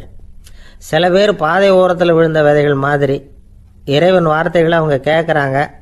ஆனால் தீய எண்ணங்கள் செய்கைகள் மூலமாக விதைக்கப்பட்ட வார்த்தைகள் அழிஞ்சு போடுது. இறைவன் வார்த்தைகளை கேட்ட உடனே மகிழ்ந்து போய் உடனே சில பேர் அதை ஏற்றுக்கிறாங்க. இவங்கெல்லாம் அந்த பாறை பகுதியில் விழுந்த விதைகள் மாதிரி. அதனால் இவங்கெல்லாம் வேறு இல்லாதவங்க. கொஞ்ச காலத்துக்கு இறை வார்த்தைகளுக்கு கீழ்ப்படிந்து நடப்பாங்க. அதனால் ஏதாவது இடைஞ்சல் ஏற்பட்டால் உடனே தடுமாறுவாங்க. தங்கள்கிட்ட இருக்கிற நல்ல பண்புகளை விட்டுட்டு பாவ வழிகளுக்கு போயிடுவாங்க. முள் செடிகளுக்கு இடையில் விழுந்த விதைகள் மாதிரி உள்ளவங்க யாருன்னா, இவங்களுக்கு உலக கவலை உண்டு, செல்வத்தின் மீது மயக்கம் உடையவர்கள், உலக ஆசைகள் இவங்களுக்குள்ளே பூந்துடுறதுனால அங்கே இருக்கிற நல்ல பண்புகள் மறைஞ்சு போயிடுது. அதனால் அவங்களும் உபயோகம் இல்லாதவங்களாக ஆயிடுறாங்க. நல்ல மனிதர்கள் நல்ல நிலத்தில் விழுந்த விதைகளுக்கு ஒப்பானவர்கள். இவங்க இறை வார்த்தையை கேட்குறாங்க, அதை ஏற்றுக்கிறாங்க, அவங்களும் நல்லபடியாக வாழுறாங்க, அடுத்தவங்களுக்கும் உபயோகமாக இருப்பாங்க. இதுதான் இயேசு சொன்ன விளக்கம். நல்ல வார்த்தைகளை கேளுங்கள், நல்ல வார்த்தைகளை ஏற்றுக்கொள்ளுங்கள், அடுத்தவங்களுக்கு உபயோகமாக இருங்க. இதுதான் பெரியவங்கள்லாம் நமக்கு சொல்லுகிற உபதேசம். ஒரு அப்பா தன்னுடைய மகனுக்கு உபதேசம் பண்ணார். இதை பாருப்பா, நல்ல வார்த்தைகளை கேட்கணும், எப்போதுமே மகன் அப்பா பேச்சை கேட்கறது நல்லது அப்படின்னாராம். நீ ஏதாவது ஒரு தப்பு பண்ணால் என் தலையில் ஒரு முடி நரைச்சி வெள்ளையாக போடும்பா, நீ செய்கிற ஒவ்வொரு தப்புக்கும் என் தலையில் ஒவ்வொரு முடி வெள்ளையாயிடும் அப்படின்னாராம். பையன் யோசிச்சான், அப்பா இப்போ தான் எனக்கு புரியுது, தாத்தாவோட தலைமுடி பூராவும் வெள்ளையாக இருக்கிறதுக்கு என்ன காரணம்ங்கிறது எனக்கு இப்போ தான் புரியுது அப்படின்னானா. ஒரு ராஜா இருந்தார். நாடு பூராவும் நிறைய மரங்களை நட்டு வளர்க்கணுங்கிறது அவரோட ஆசை. தானே அதுக்கு முன்மாதிரியாக இருக்கணும்னு நினைச்சார். அரண்மனையை சுற்றி மரங்களை நட்டு வளர்த்தார். இதை பார்த்துட்டு ஜனங்களும் அவங்கவுங்க வீட்டை சுற்றி மரக்கன்றுகளை நட்டு வளர்த்தாங்க. கொஞ்ச காலத்தில் ஊர் பூரா பசுமையாக மாறிச்சு. எல்லாருக்கும் சந்தோஷமாக இருந்தது. இது ஒரு பக்கம் இருக்கட்டும். இப்போ நான் சொல்ல போகிற கதை வேற. அதாவது அந்த ராஜா ஒரு நாள் தன்னுடைய அரண்மனையை சுற்றி இருக்கிற விதவிதமான மரங்களை எல்லாம் போய் பார்த்தார். எப்படி இருக்கிறீங்க அப்படின்னு ஒவ்வொரு மரத்துக்கிட்டையும் விசாரிச்சாராம். எந்த மரமும் சந்தோஷமாக இருக்கிறதா தெரியல. அதுக்கும் மனசில் ஒரு குறை. முதல்ல ஆலமரத்துக்கிட்ட போனார். அது சொல்லிச்சு, மண்ணா நான் நல்லா பெருசாக வளர்ந்துருக்கிறேன், அடர்த்தியாக இருக்கிறேன், கிளையெல்லாம் 4 பக்கமும் நல்லா படர்ந்து தான் இருக்குது, இருந்தாலும் எந்த பிரயோஜனமும் இருக்கிறதா தெரியல எனக்கு. என்னுடைய பழம்லாம் ரொம்ப சின்னதாக இருக்குது, என் கண்ணுக்கு சரியாக புறப்பட மாட்டேங்குது. நான் இருக்கிற சைஸுக்கு என்னுடைய கிளையில் இருக்கிற பழம்லாம் எவ்வளவு பெருசாக இருக்கணும், அது இத்தினூண்டு இருக்கிறது எனக்கு பெரிய அவமானமாக இருக்குது. இப்படி இங்கே நின்றுக்கிட்டு இருக்கிறதே ரொம்ப கூச்சமாக இருக்குது. ஒரு நல்ல புயல் வந்ததுன்னா பேசாமல் சாஞ்சு விடலாமான்னு பார்க்குறேன் அப்படின்னு புலம்புது ஆலமரம். சரி இருக்கட்டும்னு நினச்சிக்கிட்டு ராஜா அடுத்தபடியாக ஒரு அத்தி மரத்துக்கிட்ட போனார். அதுவும் புலம்ப ஆரம்பிச்சுட்டுது. நான் கூட பெரிய மரம் தான், இல்லை இலையெல்லாம் அழகாக தான் இருக்குது, பழம் அழகாக இருக்குது, இருந்தாலும் உள்ள விஷயம் இல்லையே, அத்தி பழத்தை புட்டு பார்த்தா அத்தனையும் சொத்தை அப்படின்னு பழமொழியே உண்டாயிட்டுதே, இப்படி ஒரு கெட்ட பேரோடு நான் இருக்கணுமா அப்படின்னு புலம்புது அது. சரி இது இருக்கட்டும் அப்படின்னு சொல்லி அடுத்தபடியாக வேப்ப மரத்துக்கிட்ட போனார். அது தன்னுடைய வேதனையை வெளியிட்டது. எனக்கு எவ்வளவோ மருத்துவ குணங்கள்லாம் இருக்கிறதா சொல்லிக்கிறாங்க, இருந்தாலும் என்ன பிரயோஜனம், என்னுடைய பழத்தை மனிதர்கள் யாரும் விரும்பி சாப்பிட்றது இல்லையே அப்படின்னுது. ராஜா அடுத்தாப்புல இருந்து ஒரு பனை மரத்துக்கிட்ட போனார். நான் நல்லா உயரமாக தான் வளர்ந்துருக்கிறேன், மற்ற மரங்கள்லாம் என்னை அண்ணாந்து தான் பார்க்கணும், இருந்தாலும் என்கிட்ட நிழலுக்காக யாரும் ஒதுங்கிறது இல்லையே அப்படின்னுது. என்ன இது எல்லா மரமும் இப்படி திருப்தி இல்லாமல் இருந்துகிட்டு இருக்குதே அப்படின்னு நினச்சிக்கிட்டே ராஜா அடுத்தபடியாக அங்கே இருந்த ஒரு பைன் மரத்துக்கிட்ட போனார். அழகாக உயரமாக பசுமையாக தான் இருந்தது, ஆனால் பழமோ பூவோ கிடையாது. அதை நினச்சி அது வருத்தப்பட்டுக்கிட்டு இருக்குது. ஓக் மரம் அது ஒன்று நின்றுட்டு இருந்தது. அது என்ன சொல்லிச்சுன்னா, இலையுதிர் காலத்தில் என் மேலே இருக்கிற எல்லா இலைகளும் உதிர்ந்து போடுது, முடி கொட்டின மனிதர்கள் மாதிரி மொட்டையாக நான் நிற்க வேண்டி இருக்குது, என்ன வாழ்க்கை இது அப்படின்னு சொல்லி அழுத்துக்கிட்டது. சரி புளிய மரம் என்ன சொல்லுது பார்ப்போம்னு அதுகிட்ட போனால், என்னுடைய நிழலில் யாருமே தங்க மாட்டாங்க, உடம்புக்கு சூடுன்னு ஒதுங்கி போயிடுவாங்க, அடிமரத்தை பார்த்தீங்கன்னா பட்டையெல்லாம் உறிஞ்சி பார்க்கறதுக்கே கேவலமாக இருப்பேன் அப்படின்னுது அது. முருங்கை மரம் என்ன சொல்லிச்சு தெரியுமா, என்னுடைய இலை காயெல்லாம் சாப்பிட்றவங்களுக்கு சத்து கொடுக்கறது வாசம்தான், ஆனால் என் உடம்புல சத்தே கிடையாது, கொஞ்சம் வேகமாக காற்று அடிச்சதுன்னா முறிஞ்சி விழுந்துடுறேன், என்ன வாழ்க்கை இது அப்படின்னு சொல்லி அது வருத்தப்பட்டது. ராஜா யோசனை பண்ணார், என்ன இது மரங்கள் பூமியின் வரங்கள்னு சொல்கிறோம், மழை பெய்யறதுக்கு அதுதான் காரணம், பூமி செழிப்பாக இருக்கிறதுக்கும் அதுதான் காரணம், வீடு கட்டுறதுக்கு மரம், நாற்காலி செய்ய உபயோகப்படுத்துறதுக்கும் அதுதான் உபயோகப்படுது, மனுஷனுக்கு வேண்டிய ஆகாரங்களையும் கொடுக்குது, இப்படிலாம் இருந்தும் எல்லா மரமும் நிம்மதி இல்லாமல் இருந்துகிட்டு இருக்குதே அப்படின்னு நினைச்சார். அப்போ அங்கே இருந்த ஒரு மகிழ மரம் அவர் கண்ணில் பட்டுது. அந்த மரம் மட்டும் கொஞ்சம் நிம்மதியாக மகிழ்ச்சியாக இருக்கிறது மாதிரி தெரிஞ்சுது. உடனே ராஜா அதுகிட்ட போனார். உனக்கு மனசில் எதுவும் குறை இல்லையான்னு கேட்டார். இல்லை, நான் சந்தோஷமாக தான் இருக்கேன்னு அந்த மகிழ மரம். அப்படியான்னு ஆச்சரியமாக கேட்டார் ராஜா. ஆமாம் மன்னா, இந்த இடத்துல நீங்கள் ஒரு முருங்கை மரத்தையோ வேப்ப மரத்தையோ கூட நட்டிருக்கலாம். ஆனால் இந்த இடத்துல நடுறதுக்கு என்ன தேர்ந்தெடுத்திருக்கிறீங்க, அதுவே எனக்கு பெருமை, அதுவே எனக்கு திருப்தி அப்படின்னு தான் மகிழ மரம். மகிழ மரம் சாதாரணமாக தான் இருக்கும். இளம் மஞ்சள் நிறத்தில் பூக்கள், அது காய்ந்தும் மனம் வீசும். மகிழ மரம் மாதிரி மன திருப்தியோடு வாழறதுக்கு நாம் கற்றுக்கணுமா. நாம் இந்த உலகத்தில் ஒரு நாயாவோ நரியாவோ கூட பிறந்திருக்கலாம். மனுஷனாக பிறந்திருக்கிறோம், அதுவே பெருமை தானே. இந்த நிறைவு தான் மகிழ்ச்சியின் ரகசியம். ஒரு பையன் அப்பா கிட்ட போய், அப்பா, நீங்கள் இந்த உலகத்தில் ஒரு மனுஷனாக பிறந்தது என்னோட அதிர்ஷ்டம் நானா. ஏண்டா அப்படி சொல்கிறேன்னு இருக்கார் அப்பா. நீங்கள் ஒரு கரடியாக பிறந்திருந்தா இந்நேரம் நானும் ஒரு கரடி குட்டியாக தானே இருந்திருப்பேன் அப்படின்னு நானா பையன். துருக்மேனியாவில் அஷ்காபாத் அப்படின்னு ஒரு நகரத்தில் ஒரு புவியியல் விஞ்ஞானி இருந்தார். அவர் ஒரு நாய்க்குட்டி வளர்த்தார். ஒரு நாள் முன்னிரவு நேரம் ஒரு மேஜைக்கு முன்னாடி உட்காந்து அந்த விஞ்ஞானி ஏதோ கணக்கு போட்டுக்கிட்டு இருக்கிறார். அவருக்கு ஒரு சின்ன பெண் குழந்தை, அது தொட்டிலில் தூங்கிட்டு இருக்குது. அந்த நாய்க்குட்டியும் ஒரு மூலையில் படுத்து அது பாட்டுக்கு தூங்கிட்டு இருந்தது. ஒரே அமைதி. அந்த நேரத்தில் திடீர்னு அந்த நாய்க்குட்டி துள்ளி எழுந்திரிச்சிது. நேராக குழந்தைகிட்ட ஓடிச்சு. அந்த குழந்தைய அது போட்டிருந்த ட்ரெஸ்ஸோடு சேர்த்து கவ்வி தூக்குச்சு. தூக்கிக்கிட்டு வாசல் பக்கம் ஓடிச்சு. நாய்க்குட்டி குழந்தைய கவ்வி தூக்க முடியுமாங்கிற சந்தேகம் உங்களுக்கு இல்லையா? நீங்கள் நம்ம ஊர் நாய்க்குட்டியவே பார்த்து பழக்கப்பட்டிருக்கீங்க, அதனால் நம்புறதுக்கு சிரமமாக இருக்கும். அந்த ஊர்லெலாம் அது ரொம்ப ஸ்ட்ராங்காக இருக்கும், ஒரு ஏதோ கண்ணுக்குட்டி மாதிரி இருக்கும். விஞ்ஞானி அதை பார்த்துட்டார். உடனே அந்த நாய்க்கு வெறி பிடிச்சிட்டுதுன்னு முடிவு பண்ணிவிட்டு தன்னோட கை துப்பாக்கி எடுத்துக்கிட்டு ஓடி வந்தார். அவர் வெளியில் நாய்க்குட்டி எங்கே அப்படின்னு பார்த்து தேடுறார். அந்த நேரத்தில் அந்த வீடு இடிஞ்சு விழுது. காரணம் பூமி அதிர்ச்சி. இப்படி பூமி அதிர்ச்சி உண்டாக போகுதுங்கிறது அந்த நாய்க்குட்டிக்கு முன்னாடியே தெரிஞ்சு போச்சு. அதுதான் குழந்தைய தூக்கிட்டு வெளியில் ஓடி வந்திருக்குது. அது மூலமாக அந்த குடும்பத்தையே காப்பாற்றிருக்குது அந்த நாய்க்குட்டி. இந்த சம்பவம் நடக்கிறதுக்கு 3 நாளைக்கு முன்னாடியே சில பிராணிகளுக்கு இப்படி நடக்க போகுதுங்கிறது தெரிஞ்சிருக்குதான். ஆமாம், அந்த நகரத்தில் 3 நாளைக்கு முன்னாடியே பாம்பு, பல்லி இதெல்லாம் அது தங்கியிருந்த வலையை விட்டு வெளியில் ஓடி வந்துட்டுது. அதே மாதிரி அங்கே இருந்த புறாவெல்லாம் பறந்து போயிடுச்சான். இதே மாதிரி யுகோஸ்லோவியாவில் கூட ஒரு நகரம், அங்கே ஒரு நாள் ராத்திரி ஒரு மிருக காட்சி சாலையில் திடீர்னு ஒரு பெரிய கலவரம், கூச்சல், குழப்பம். அங்கே இருந்த கழுதை, புலி, யானை, பறவை எல்லாம் கண்ணாபின்னான்னு கத்த ஆரம்பிச்சுட்டுது. நேர் யானை அதுக்குன்னு போட்டிருந்த தடுப்பையே தாண்டி குதித்து வெளியில் வந்துட்டு தான். மறுநாள் தான் எல்லாருக்கும் விஷயம் புரிஞ்சுது. அடுத்த நாள் காலையில் அங்கே பூமி அதிர்ச்சி உண்டாயிட்டுது. இப்போ பாருங்க, அதாவது மனுஷனை போய் தீர்க்க தரிசி அது இதுன்னு சொல்லிகிட்டு இருக்கிறோம். இவனை விட அது பரவாயில்லைன்னு தோணுது. அதாவது மிருகங்கள் ஒன்று நடக்க போகுதுங்கிறத முன்னாடியே புரிஞ்சுக்குதே. சரி, இதெல்லாம் எப்படி அது முன்கூட்டி புரிஞ்சுக்குது? அதுதான் படைப்பு ரகசியம். அதை கண்டுபிடிக்கிறதுக்கு தான் மனுஷன் ஆராய்ச்சி பண்ணிகிட்டு இருக்கிறான்.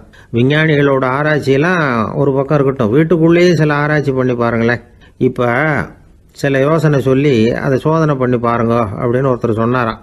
அதாவது இப்போ மழை வருமா வராதா அப்படின்னு தெரிஞ்சுக்கணுமா, உடனே ஒரு பூனைக்குட்டி பின்னாடியே மெதுவாக போய் அது என்ன செய்யுதுன்னு கவனித்து பார்க்கணும். பூனைக்குட்டி தன்னோட பாதத்தினால சுகத்தில் அப்படி கீறிக்கிட்டு இருக்கும். அப்படி கீறினா கண்டிப்பாக மழை வரும். சில சமயம் பூனைக்குட்டி அப்படி மல்லாந்து படுத்துக்கிட்டு பாதத்தை உயர தூக்கும், அப்படியும் புரளும். இப்படி செஞ்சதுன்னா அன்னைக்கும் மழை இருக்காது. அதனால் முன்னாடி இருந்தது மழை வர்றதுக்கு அறிகுறி, இது மழை இல்லைங்கிறதுக்கு அறிகுறி. பறவைகள், பிராணிகள் இதுகளோட நடவடிக்கைகளை பார்த்துட்டு அதையெல்லாம் அடிப்படையாக வச்சு தான் காலநிலையை கண்டுபிடிக்கிற கருவிகளை கண்டுபிடிச்சிருக்கிறாங்க. வாத்து இருக்குல்ல, சில சமயம் தன்னோட அழகை தன்னோட இறகுகளில் அப்படியே புதைச்சிக்கும். அப்படி செஞ்சால் குளிர்காலம் வரப்போகுதுன்னு அர்த்தம். பருவநிலை குளிராக மாறப்போகுதுங்கிறதுக்கு இதுதான் அறிகுறி. சிட்டுக்குருவி இருக்குதுல்ல, அதெல்லாம் புழுதியில் உழுந்து புரளும், சிறகுகளை படபடன்னு அடிச்சுக்கும். அப்படி செஞ்சால் மழை வரப்போகுதுன்னு அர்த்தம். ஒன்று மட்டும் நாம் நல்லா தெரிஞ்சுக்கணும், இயற்கையின் சீற்றம்னு சொல்கிறோம் இல்லையா, இயற்கை ஏன் நம்ம மேலே கோவப்படுது? இயற்கையை நாம் அனுசரித்து போகிறதில்ல, அதனால் கோவப்படுது. காடுகளை அழிக்கப்படாது, விலங்குகளை கொல்லக்கூடாது, இயற்கை ஏற்படுத்தி வச்சிருக்கிற சமநிலையை கெடுக்கக்கூடாது. அதை புரிஞ்சுக்கிட்டு வாழ்ந்தோம்னா பூமியும் நடுங்காது, நாமளும் நடுங்க வேண்டிய அவசியம் இருக்காது. ஒருத்தர் இருந்தார், சாராய கடைக்கு போனாராம், நிறைய சாப்பிட்டார். அப்புறம் சொன்னார், இது ரொம்ப அற்புதமான சரக்கு போல் இருக்குது. உள்ளே போன உடனே இந்த பூமியே நடுங்கிறது மாதிரி இருக்குது எனக்கு அப்படின்னாராம். இதுக்கு கடைக்காரர் சொல்லியிருக்கார், நீங்கள் சாப்பிட்டது வெறும் பச்சை தண்ணி தாங்க, இப்போ ஏற்பட்டிருக்கிறது நிஜம் பூமி அதிர்ச்சி அப்படின்னாராம். பக்தின்னு சொல்கிறோம் இல்லையா, அது 3 வகைப்படும் அப்படிங்கிறார் ஒரு பெரியவர். அது என்ன 3 வகைன்னா, தெய்வ பக்தி, அடியார்கள் பக்தி, குரு பக்தி. அடியார் பக்தியை விட தெய்வ பக்தியை விட குரு பக்தி தான் ரொம்பவும் சிறந்ததுங்கிறார் அவர். தெய்வத்துக்கிட்ட செஞ்ச பாவம் குருநாதர்கிட்ட தீர்ந்துருமா, குருநாதர்கிட்ட செஞ்ச பாவம் தெய்வத்துக்கிட்ட போனாலும் தீராதான். இப்படி பெரியவங்களாம் சொல்லி வச்சிருக்கிறாங்க.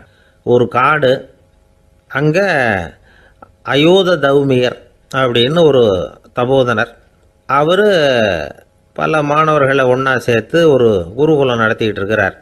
பல தரப்பட்டவங்க பல திறப்பட்டவங்க மாணவர்கள் அதில் சேர்ந்து படிச்சுக்கிட்டு இருக்கிறாங்க.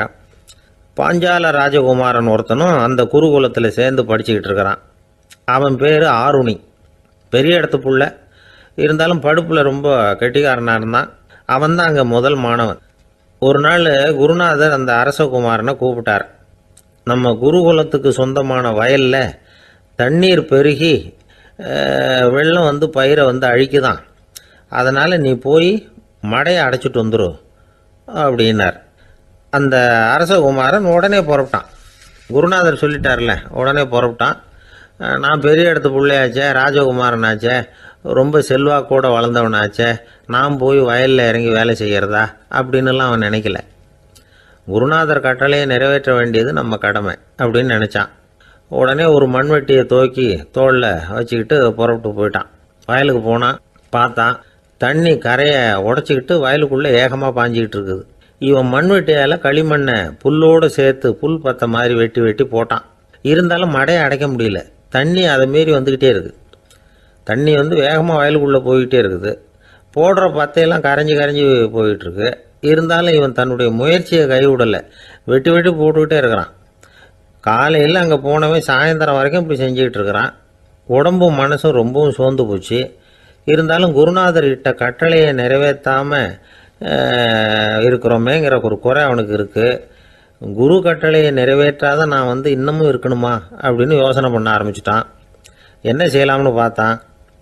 நம்ம குருநாதர் இட்ட பணிக்காக இந்த உடம்பையே தியாகம் பண்ணலாம் அப்படின்னு முடிவு பண்ணான். தண்ணி பாயுதில்ல, அதுக்கு குறுக்க விழுந்து அப்படியே மடையை அடைச்சிக்கிட்டு அப்படியே படுத்துட்டான். இது மற்றவங்களுக்கு தெரியாது. அன்னைக்கு ராத்திரி ஒரு விளக்கு முன்னாடி உட்காந்து குருநாதர் பிள்ளைங்களுக்கு பாடம் சொல்லி கொடுத்துக்கிட்டு இருக்கிறார். முதல் வரிசையில் இருக்கக்கூடிய ராஜகுமாரனை காணலை. நம்ம ஆருணி எங்கே போனா அப்படின்னு சொல்லி மற்ற மாணவர்களை விசாரித்தார்.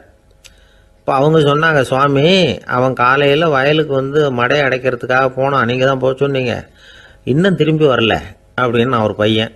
குருநாதர் உடனே ஒரு தீவெட்டி எடுத்துக்கிட்டு மாணவர்களை அழைச்சிக்கிட்டு வயலுக்கு போனார். அங்கே போய் பார்த்தா ஆளை காணும். ஆருணி ஆருணின்னு சொல்லி சத்தம் போட்டு கூப்பிட்டு பார்க்குறார். நான் இங்கே இருக்கேன் குருநாதா அப்படின்னு காலுக்கு அடியிலேருந்து ஒரு சத்தம் வருது. குனிஞ்சு பார்த்தா அவன் மடையில் படுத்துருக்கிறான். என்னப்பா இதுன்னார். காலையிலேருந்து இந்த மடையை அடைச்சி பார்த்தேன் சுவாமி, முடியல, அதனால் இப்படி குறுக்க படுத்துட்டேன். என்னை தாண்டறதுக்கு பயந்து போய் தண்ணியை தேங்கி நின்றுட்டுது அப்படின்னா. அவனுடைய குரு பக்தியையும் அவனை தாண்டறதுக்கு அஞ்சு நிற்கிற தண்ணி தேக்கத்தையும் பார்த்துட்டு எல்லாரும் ரொம்ப ஆச்சரியப்பட்டு போயிட்டாங்களாம். ஆருணி எழுந்திரிச்சு வா அப்படின்னு கூப்பிட்டாரான் குருநாதர். அவன் தண்ணீரை பொழந்துக்கிட்டு எழுந்திரிச்சு வந்தானான். அதனால் அவனுக்கு உத்தாலகன் அப்படின்னு ஒரு பேர். உத்தாலகன்னா தண்ணீரை பிளந்தவன் அர்த்தம். அந்த உத்தாலகன் மாதிரி இந்த காலத்து மாணவர்களுக்கும் குரு பக்தி வேணும் அப்படின்னு சொன்னோம் ஒரு பள்ளிக்கூடத்தில். உடனே நிறைய மாணவர்கள் எழுந்திரிச்சு நின்னாங்க. சார், நீங்கள் எங்களை இன்னமும் சரியாக புரிஞ்சுக்கலன்னு நினைக்கிறோம்.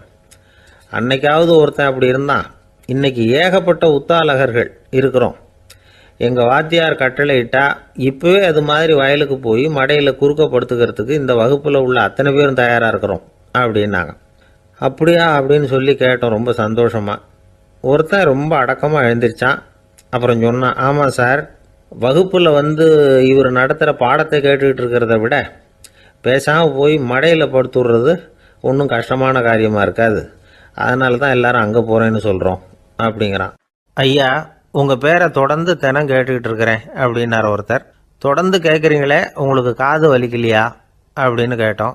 பேசுகிற உங்களுக்கே வாய் வலிக்கல அப்படிங்கிறப்போ கேட்குற எங்களுக்கு எப்படி காது வலிக்கும் அப்படின்னார். நம்ம உடம்புல ஒரு அதிசயம் என்ன தெரியுமா? ரொம்ப நேரம் நாம் நடக்கிறோம்னு வச்சுக்கோங்க, கால் வலிக்கும். ரொம்ப நேரம் வேலை செஞ்சால் கை வலிக்கும், உடம்பு வலிக்கும். ரொம்ப நேரம் பார்த்துக்கிட்டே இருந்தால் கண்ணு வலிக்கும். ரொம்ப நேரம் பேசிக்கிட்டே இருந்தால் வாய் கூட வலிக்கும். ஆனால் ரொம்ப நேரம் கேட்டுக்கிட்டே இருக்கிறதுனால காது வலிக்கிறது இல்லை. அதனால் கேட்கறதுக்கு முக்கியத்துவம் கொடுத்தாங்க நம்ம பெரியவங்க. திருவள்ளுவர் தேவையில்லாமல் வார்த்தைகளை உபயோகப்படுத்த மாட்டார். ஒரு திருக்குறள்னு எடுத்துக்கிட்டாவே அதில் மொத்தம் 7 வார்த்தைகள், அவ்வளவுதான். அப்படி 7 வார்த்தைகள் மட்டுமே உள்ள ஒரு திருக்குறளில் வள்ளுவர் ஒரே வார்த்தையை 5 தடவை உபயோகப்படுத்தியிருக்கிறார், திரும்ப திரும்ப பயன்படுத்தியிருக்கிறார். அப்படின்னா அதை எந்த அளவுக்கு வலியுறுத்தி சொல்கிறார் அப்படிங்கிறத நாம் புரிஞ்சுக்கணும். அது என்ன குறள்? செல்வத்துள் செல்வம் செவிச்செல்வம், அச்செல்வம் செல்வத்துள் எல்லாம் தலை. செவிச்செல்வம்ங்கிறது அவ்வளவு முக்கியமானது. கற்றலின் கேட்டல் நன்று. அதிகம் கேட்கணுங்கிறதுக்காகத்தான் எவ்வளவு கேட்டாலும் காது வலிக்கிறதில்ல. குறைச்சலாக பேசணும், அதிகமாக கேட்கணும். இன்னொரு விஷயம் கவனிங்க. நம்ம உடம்புல கண்ணுக்கு மூடி இருக்குது, எதையாவது நாம் பார்க்க விரும்பலைன்னா உடனே கண்ணை மூடிக்கலாம். நம்ம வாய்க்கு மூடி இருக்குது, பேச விருப்பம் இல்லையா, வாயை மூடிக்கலாம். மூக்குக்கு கூட மூடிக்கிற வசதி இருக்குது, எதையாவது முகர விருப்பம் இல்லையா, மூச்சை அடக்கிக்கலாம். ஆனால் பாருங்கள், காதுக்கு மூடி கிடையாது. அதை கையால் தான் மூட முடியும். யார் என்ன சொன்னாலும் அது நல்லதோ கெட்டதோ காதில் விழுந்துக்கிட்டு தான் இருக்கும். அறிவு தான் நல்ல விஷயங்களை எடுத்துக்கிட்டு கெட்ட விஷயங்களை விட்டுடணும். நல்ல கருத்துக்கள் நம்ம காதில் நிறைய விழுந்துக்கிட்டே இருக்கணும். அதை கேட்டு நாம் நல்லபடியாக வாழணுங்கிறது தான் படைப்பின் விருப்பம். ஆன்மீகவாதிகள் கூட ஒன்று சொல்லுவாங்க. அதாவது ஆன்மீக பாதையில் நீங்கள் முன்னேறணும்னா முதல்ல சிரவணம் செய்யணும்பாங்க. அதாவது பெரியவங்க சொல்கிற நல்ல கருத்துக்களை கேட்கணும் அப்படின்னு அதுக்கு அர்த்தம். அதனால் யார் நல்ல கருத்துக்களை சொன்னாலும் அதை காது கொடுத்து கேளுங்க. இவ்வளவு கருத்துக்களையும் நம்ம நேயர் ஒருத்தர்கிட்ட சொல்லிகிட்டு இருந்தோம். அவரும் சரி சரின்னு தலையாடிக்கிட்டே இருந்தார். அப்புறம் சொன்னார், நீங்கள் சொல்கிறது சரிதான் சார், காதுக்கு மூடி இல்லைங்கிறது ரொம்ப சரி. அதனால தான் உங்கள் தகவல் கூட நாங்கள் விரும்புகிறோமோ இல்லையோ தினம் காதில் விழுந்துக்கிட்டு இருக்குது அப்படின்னார். எங்களுக்கு ரொம்ப பெருமையாக இருந்தது. அப்படியா அப்படின்னோம். ஆனாலும் என்ன மாதிரி சில பேர் நீங்கள் தகவல் சொல்கிற சமயத்தில் காதில் மூடி இல்லையேன்னு சொல்லி கவலைப்படுறதில்ல சார் அப்படின்னார். ஏன்னு கேட்டோம். காதை மூடுறதுக்கு தானே வசதி இல்லை, ரேடியோவை மூடுறதுக்கு வசதி இருக்குதுல்ல, அதனால் டக்குன்னு அதை மூடி வச்சுருவோம் அப்படின்னார். கங்கை கரை தோட்டம் பக்கத்தில் ஒரு ஆசிரமம், அங்கே ஒரு பெரியவர் தங்கியிருக்கிறார். அவர் தான் ராமகிருஷ்ண பரமஹம்சர். அந்த ஆசிரமம் இருந்த இடம் கரக்பூர். வங்காளத்தில் பொதுவாக எல்லாரும் மீன் சாப்பிட்றது உண்டு. கங்கையில் குளிச்சுட்டு கையில் ஒரு மீனோடு வர்றது வழக்கம். இவர் இருக்கிற இடத்துக்கு கங்கையில் படகு வழியாக வரணும். அப்படி தான் எல்லோரும் வருவாங்க. வர்றவங்கள ஒன்று கூட்டி ஆன்மீக விஷயங்களை பற்றி பேசிக்கிட்டு இருப்பார். ஒவ்வொரு நாள் ஒவ்வொருத்தர் நகரத்துக்கு போகணும். வரும்பொழுது மீன் கொண்டுகிட்டு வரணும். அதுக்கு ஒரு அட்டவணையே உண்டு ஆசிரமத்தில். அது பிரகாரம் ஒரு நாள் சுவாமி யோகானந்தர் படகில் போனார்.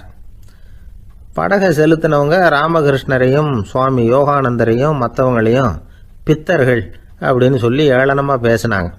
அவங்க என்ன பைத்தியம் பிடிச்சவங்க அப்படிங்கிறது மாதிரி. சுவாமி யோகானந்தருக்கு ரொம்ப மென்மையான இதயம். இவங்க இப்படி கண்ணாபின்னான்னு பேசுகிறத பார்த்தா மீனை வாங்கிட்டு திரும்புகிறப்போ என்ன நடக்குமோ அப்படிங்கிற பயம் வேறு வந்துட்டுது அவருக்கு. அவ்வளவு மென்மையானவர். இதை தெரிஞ்சுக்கிட்ட ராமகிருஷ்ணர், யோகானந்தா இங்கே வா அப்படின்னு கூப்பிட்டார். இவர் கண்ணீரை தொடச்சிக்கிட்டே கிட்ட போனார். சொன்னார், ஐயா, படகு ஓட்டுறவங்க உங்களை பற்றி மோசமாக பேசுகிறாங்க. என்ன திட்டினா பரவாயில்ல, ஆனால் உங்களை அவங்க திட்டுறாங்க, அதை என்னால் தாங்கிக்க முடியல அப்படின்னார். இதை கேட்டதும் ராமகிருஷ்ணருக்கு கோபம் வந்துட்டு தான். என்னது, உன்னுடைய குருவை பற்றி அவங்க மோசமாக பேசும்பொழுது நீ சும்மா இருந்தியா, வெளியில் போ அப்படின்னு விட்டார். குரு நிந்தனை செய்கிறப்போ அதை கேட்டுக்கிட்டு சும்மா இருக்கலாமா? குரு நிந்தனையை கேட்டால் பாவம் இல்லையா? என்னை தூற்றும் போது அவங்க பாவம் செய்கிறாங்க, அதை கேட்டுக்கிட்டு நீ சும்மா இருந்தால் நீயும் பாவம் செய்கிற அப்படின்னாராம். அடுத்த நாள் சுவாமி நிரஞ்சனானந்தர் போக வேண்டிய நாள். இவர் படகுல போகும்பொழுதும் அதே மாதிரி நடந்து தான். அவங்க மோசமாக பேச ஆரம்பித்தாங்க, திட்ட ஆரம்பித்தாங்க. அப்படி கேலி பண்ண ஒருத்தனை இவர் என்ன பண்ணார், பலார்னு கன்னத்தில் அரைஞ்சிட்டார். இன்னொருத்தனை கங்கையில் தூக்கி எறியறதுக்கும் தயாராகிட்டார். அதுக்கப்புறம் அவங்க யாரும் வாயை திறக்கலை. மீன் வாங்கிட்டு வர்றப்பவும் படகுல ஒரே அமைதி. அவ்வளவு பயம் அவங்களுக்கு. ராமகிருஷ்ணர் கூப்பிட்டு விசாரித்தார் என்ன நடந்ததுன்னு. இவர் சொன்னார், அவர் யோகானந்தா போகும்பொழுது என்ன நடந்ததோ அப்படியே தான் இப்பவும் நடந்தது. குரு நிந்தனை செய்கிறத கேட்டுக்கிட்டு நான் சும்மா இருப்பேனா? ஒருத்தனை அப்படியே அரைஞ்சுட்டேன், இன்னொருத்தனை ஆற்றுல தூக்கி போட்டுருவேன்னு பயமுறுத்தினேன், அவ்வளவுதான் அப்படின்னாராம். இப்போவும் ராமகிருஷ்ணருக்கு கோபம் வந்துட்டு தான், என்ன இது அணியறது காஷாயம் இருக்கிறது ஆசிரமம், உனக்கு இவ்வளவு கோபம் வந்ததுன்னா அப்புறம் என்னத்துக்கு ஆசிரமத்தில் இருக்கணும், பிரம்மச்சாரி எப்பவும் அமைதியாக இருக்கணும் அப்படின்னு அறிவுரை சொன்னாராம் ராமகிருஷ்ணர். அப்போ இவர் கேட்டாராம், ஏங்க அவருக்கு ஒரு விதமான அறிவுரை சொன்னீங்க, எனக்கு வேற விதமாக அறிவுரை சொல்கிறீங்க, இதில் எது உண்மை அப்படின்னு கேட்டிருக்கார். இதுக்கு ராமகிருஷ்ணர் சொன்ன பதில் என்னென்னா, அட அசடே, சக்கரத்தில் காற்று அதிகமாக இருந்தால் குறைக்கணும், குறைச்சலாக இருந்தால் கூட்டணும். அவன் சாது, அவனுக்கு அதிக உணர்ச்சி தேவை, உனக்கு படபடப்பு அதிகம், உனக்கு பொறுமை தேவை அப்படின்னாராம். இதில் உள்ள கருத்து என்னென்னா, கல்விங்கிறது எப்படின்னா அதை சூழ்நிலைக்கு தகுந்த மாதிரி கற்பிக்கணும். எல்லாருக்கும் ஒரே மாதிரி கற்பிக்கக்கூடாது. கேட்குற ஒரு தகுதி, புரிஞ்சுக்கிற திறமை, இதை பொறுத்து கல்வி அமையணும். ஆரம்ப காலத்தில் ஒரு குரு, அப்போ ஒரு சீடன் இருந்தான். அது வேடிக்கையான குரு, வேடிக்கையான சீடன். ஒரு ஆசிரமம். ஒரு நாள் ஒருத்தன் அவசரமாக அந்த குருவை தேடி வந்திருக்கிறான். என்ன விஷயம்னு விசாரித்தார் குரு. உங்கள் சீடர் என்னை அடிச்சுட்டார் அப்படின்னு புகார் பண்ணானா அந்த ஆள். குரு சீடனை கூப்பிட்டார். அடிச்சியா இந்த ஆளை அப்படின்னு கேட்டாராம். ஆமான் இருக்கான் சீடன். ஏன் அடிச்சே அப்படின்னு கேட்டாராம். இந்த ஆள் உங்களை பற்றி மட்டமாக பேசிவிட்டான், என்னால் அதை தாங்கிக்க முடியல, அதனால தான் அடிச்சுட்டேன்ருக்கான். அப்படி என்ன பேசினா அப்படின்னு கேட்டாராம். உன்னுடைய குருநாதர் இப்போல்லாம் அர்த்தமில்லாமல் பேச ஆரம்பிச்சுட்டார் அப்படின்னு சொல்லிவிட்டான், அதனால தான் அடிச்சுட்டேன் அப்படின்னு நானாம். அதுக்காக அடித்தே அப்படின்னாராம். நான் அதுக்காக அடிக்கலை குருவே, இப்பெல்லாம் நீங்கள் அர்த்தம் இல்லாமல் பேசுகிறதாக அவன் சொல்கிறான், அப்படின்னா இதுவரைக்கும் நீங்கள் அர்த்தத்தோடு பேசினதாகத்தானே அர்த்தம், அது தப்பு தானே, அதனால தான் அடித்தேன் அப்படின்னு நானாம். தேசத்து மேலேயும் தாய்மொழி பேர்லையும் செலுத்துற அன்புக்கு அபிமானம்னு பேர். தேசாபிமானம்னு சொல்றமே இதுதான். ஒரு கணவன் மனைவி பேர்ல காட்டுற அன்புக்கு காதல்னு பேரு, கடவுள் பேர்ல செலுத்துற அன்புக்கு பக்தின்னு பேரு. இப்படி அன்புல பல ரகம் இருக்கிறப்போ அதுல உள்ள வித்தியாசம் தெரியாம இடம் மாத்தி அன்பு காட்டினா இடைஞ்சல் தான். சரி, இந்த அன்பை பத்தி விஞ்ஞானம் என்ன சொல்லுது தெரியுமா? இதயத்தை பாதுகாக்கிறதுக்கு முக்கியமா தேவைப்படுற ஒண்ணு இந்த அன்புதான்னு சொல்லுது. நெதர்லாந்து விஞ்ஞானிகள் இதை ஆராய்ச்சி பண்ணியே கண்டுபிடிச்சிருக்கிறாங்க. கொஞ்சம் முயல் குட்டிகளை 2 பிரிவா பிரிச்சாங்க. 2 குரூப்புக்கும் கொழுப்பு அதிகமா உள்ள ஆகாரத்தையே கொடுத்துட்டு வந்தாங்க. ஆனா ஒரு குரூப்புக்கு வெறுமன ஆகாரத்தை கொடுத்ததோட சரி, இன்னொரு குரூப் முயல்களுக்கு ஆகாரம் கொடுத்ததோட நிறுத்திக்கல. அதுக்கு முன்னாடி கூண்டுகளை திறந்து விட்டு முயல்களை கொஞ்ச நேரம் எடுத்து கொஞ்சி விட்டு அதுக்கப்புறமா ஆகாரம் கொடுத்தாராம் ஆராய்ச்சியாளர். இந்த குரூப்புக்கு இதய பாதிப்பு 60% குறைச்சலா இருந்துதான். சில நோயாளிகளுக்கு ஹார்ட் அட்டாக் வந்தாலும் அதை தாங்கிக்கிட்டு குணமாகிற சக்தி அதிகமா இருக்குது. இது எப்படின்னு ஆராய்ச்சி பண்ணி பார்த்துருக்கிறாங்க. அவங்கெல்லாம் மனைவி தன் பேர்ல ரொம்ப அன்பா இருக்கிறதாக நினைக்கிறவங்களா இருக்கிறாங்களாம். இதய நோயாளிகள் பல பேரை சந்திச்சு இதய நோய் ஏற்பட என்ன காரணம்னு கேட்டிருக்கிறாங்க. அவங்க சொன்ன காரணம்லாம் சாப்பாடு சம்பந்தமா இல்லையா, மனைவி அன்பா இல்ல, இப்படிப்பட்ட காரணத்தை தான் சொல்றாங்களாம். அதனால இதயத்தை பாதுகாக்கணும்னு நினைக்கிறவங்க அடுத்தவங்க அன்பா இருக்கிறது மாதிரி பாத்துக்குங்க, அதுதான் முக்கியம். ஒருத்தர் முகம் பூரா பிளாஸ்டரி போட்டுட்டு வந்தார். ரொம்ப கோபமா, என்னங்க ஆச்சுன்னு விசாரிச்சேன். எல்லாம் உங்களால தான் சார்னார். விவரமா சொல்லுங்களேன். என்ன உங்க தகவலை கேட்டுட்டு ஒரு பூனைக்குட்டியை கையில எடுத்தேன், அன்பா அதை தடவி கொடுக்கறதுக்காக. ஆனா அது முந்திக்கிட்டது, அது என் முகத்தை தடவி கொடுத்துட்டுது, முகம் பூரா நகை கீறல், அதுதான் இப்படி அப்படின்னார். ஒருத்தர் ரொம்ப அவசரமா போயிட்டு இருந்தார். எங்க சார் போறீங்கன்னு கேட்டோம். எனக்கு வேண்டியப்பட்ட ஒருத்தருக்கு குழந்தை பிறந்திருக்கிறதாக செய்தி வந்திருக்கு, அதுதான் ஆஸ்பத்திரிக்கு போயிட்டு இருக்கேன், பார்த்துட்டு வரலாம்னு அப்படின்னார். அப்படின்னா கொஞ்சம் இப்படி உட்காருங்க அப்படின்னோம். சில விவரமெல்லாம் சொல்றேன் கேட்டுட்டு போங்க அப்படின்னோம். உட்கார்ந்தார். அப்புறம் சொல்ல ஆரம்பிச்சோம். புதுசா பிறந்திருக்கிற ஒரு குழந்தைய பார்க்க போறதுன்னா அது சாதாரண விஷயம் இல்லை, அதுல ரொம்பவும் கவனமா நடந்துக்கணும்.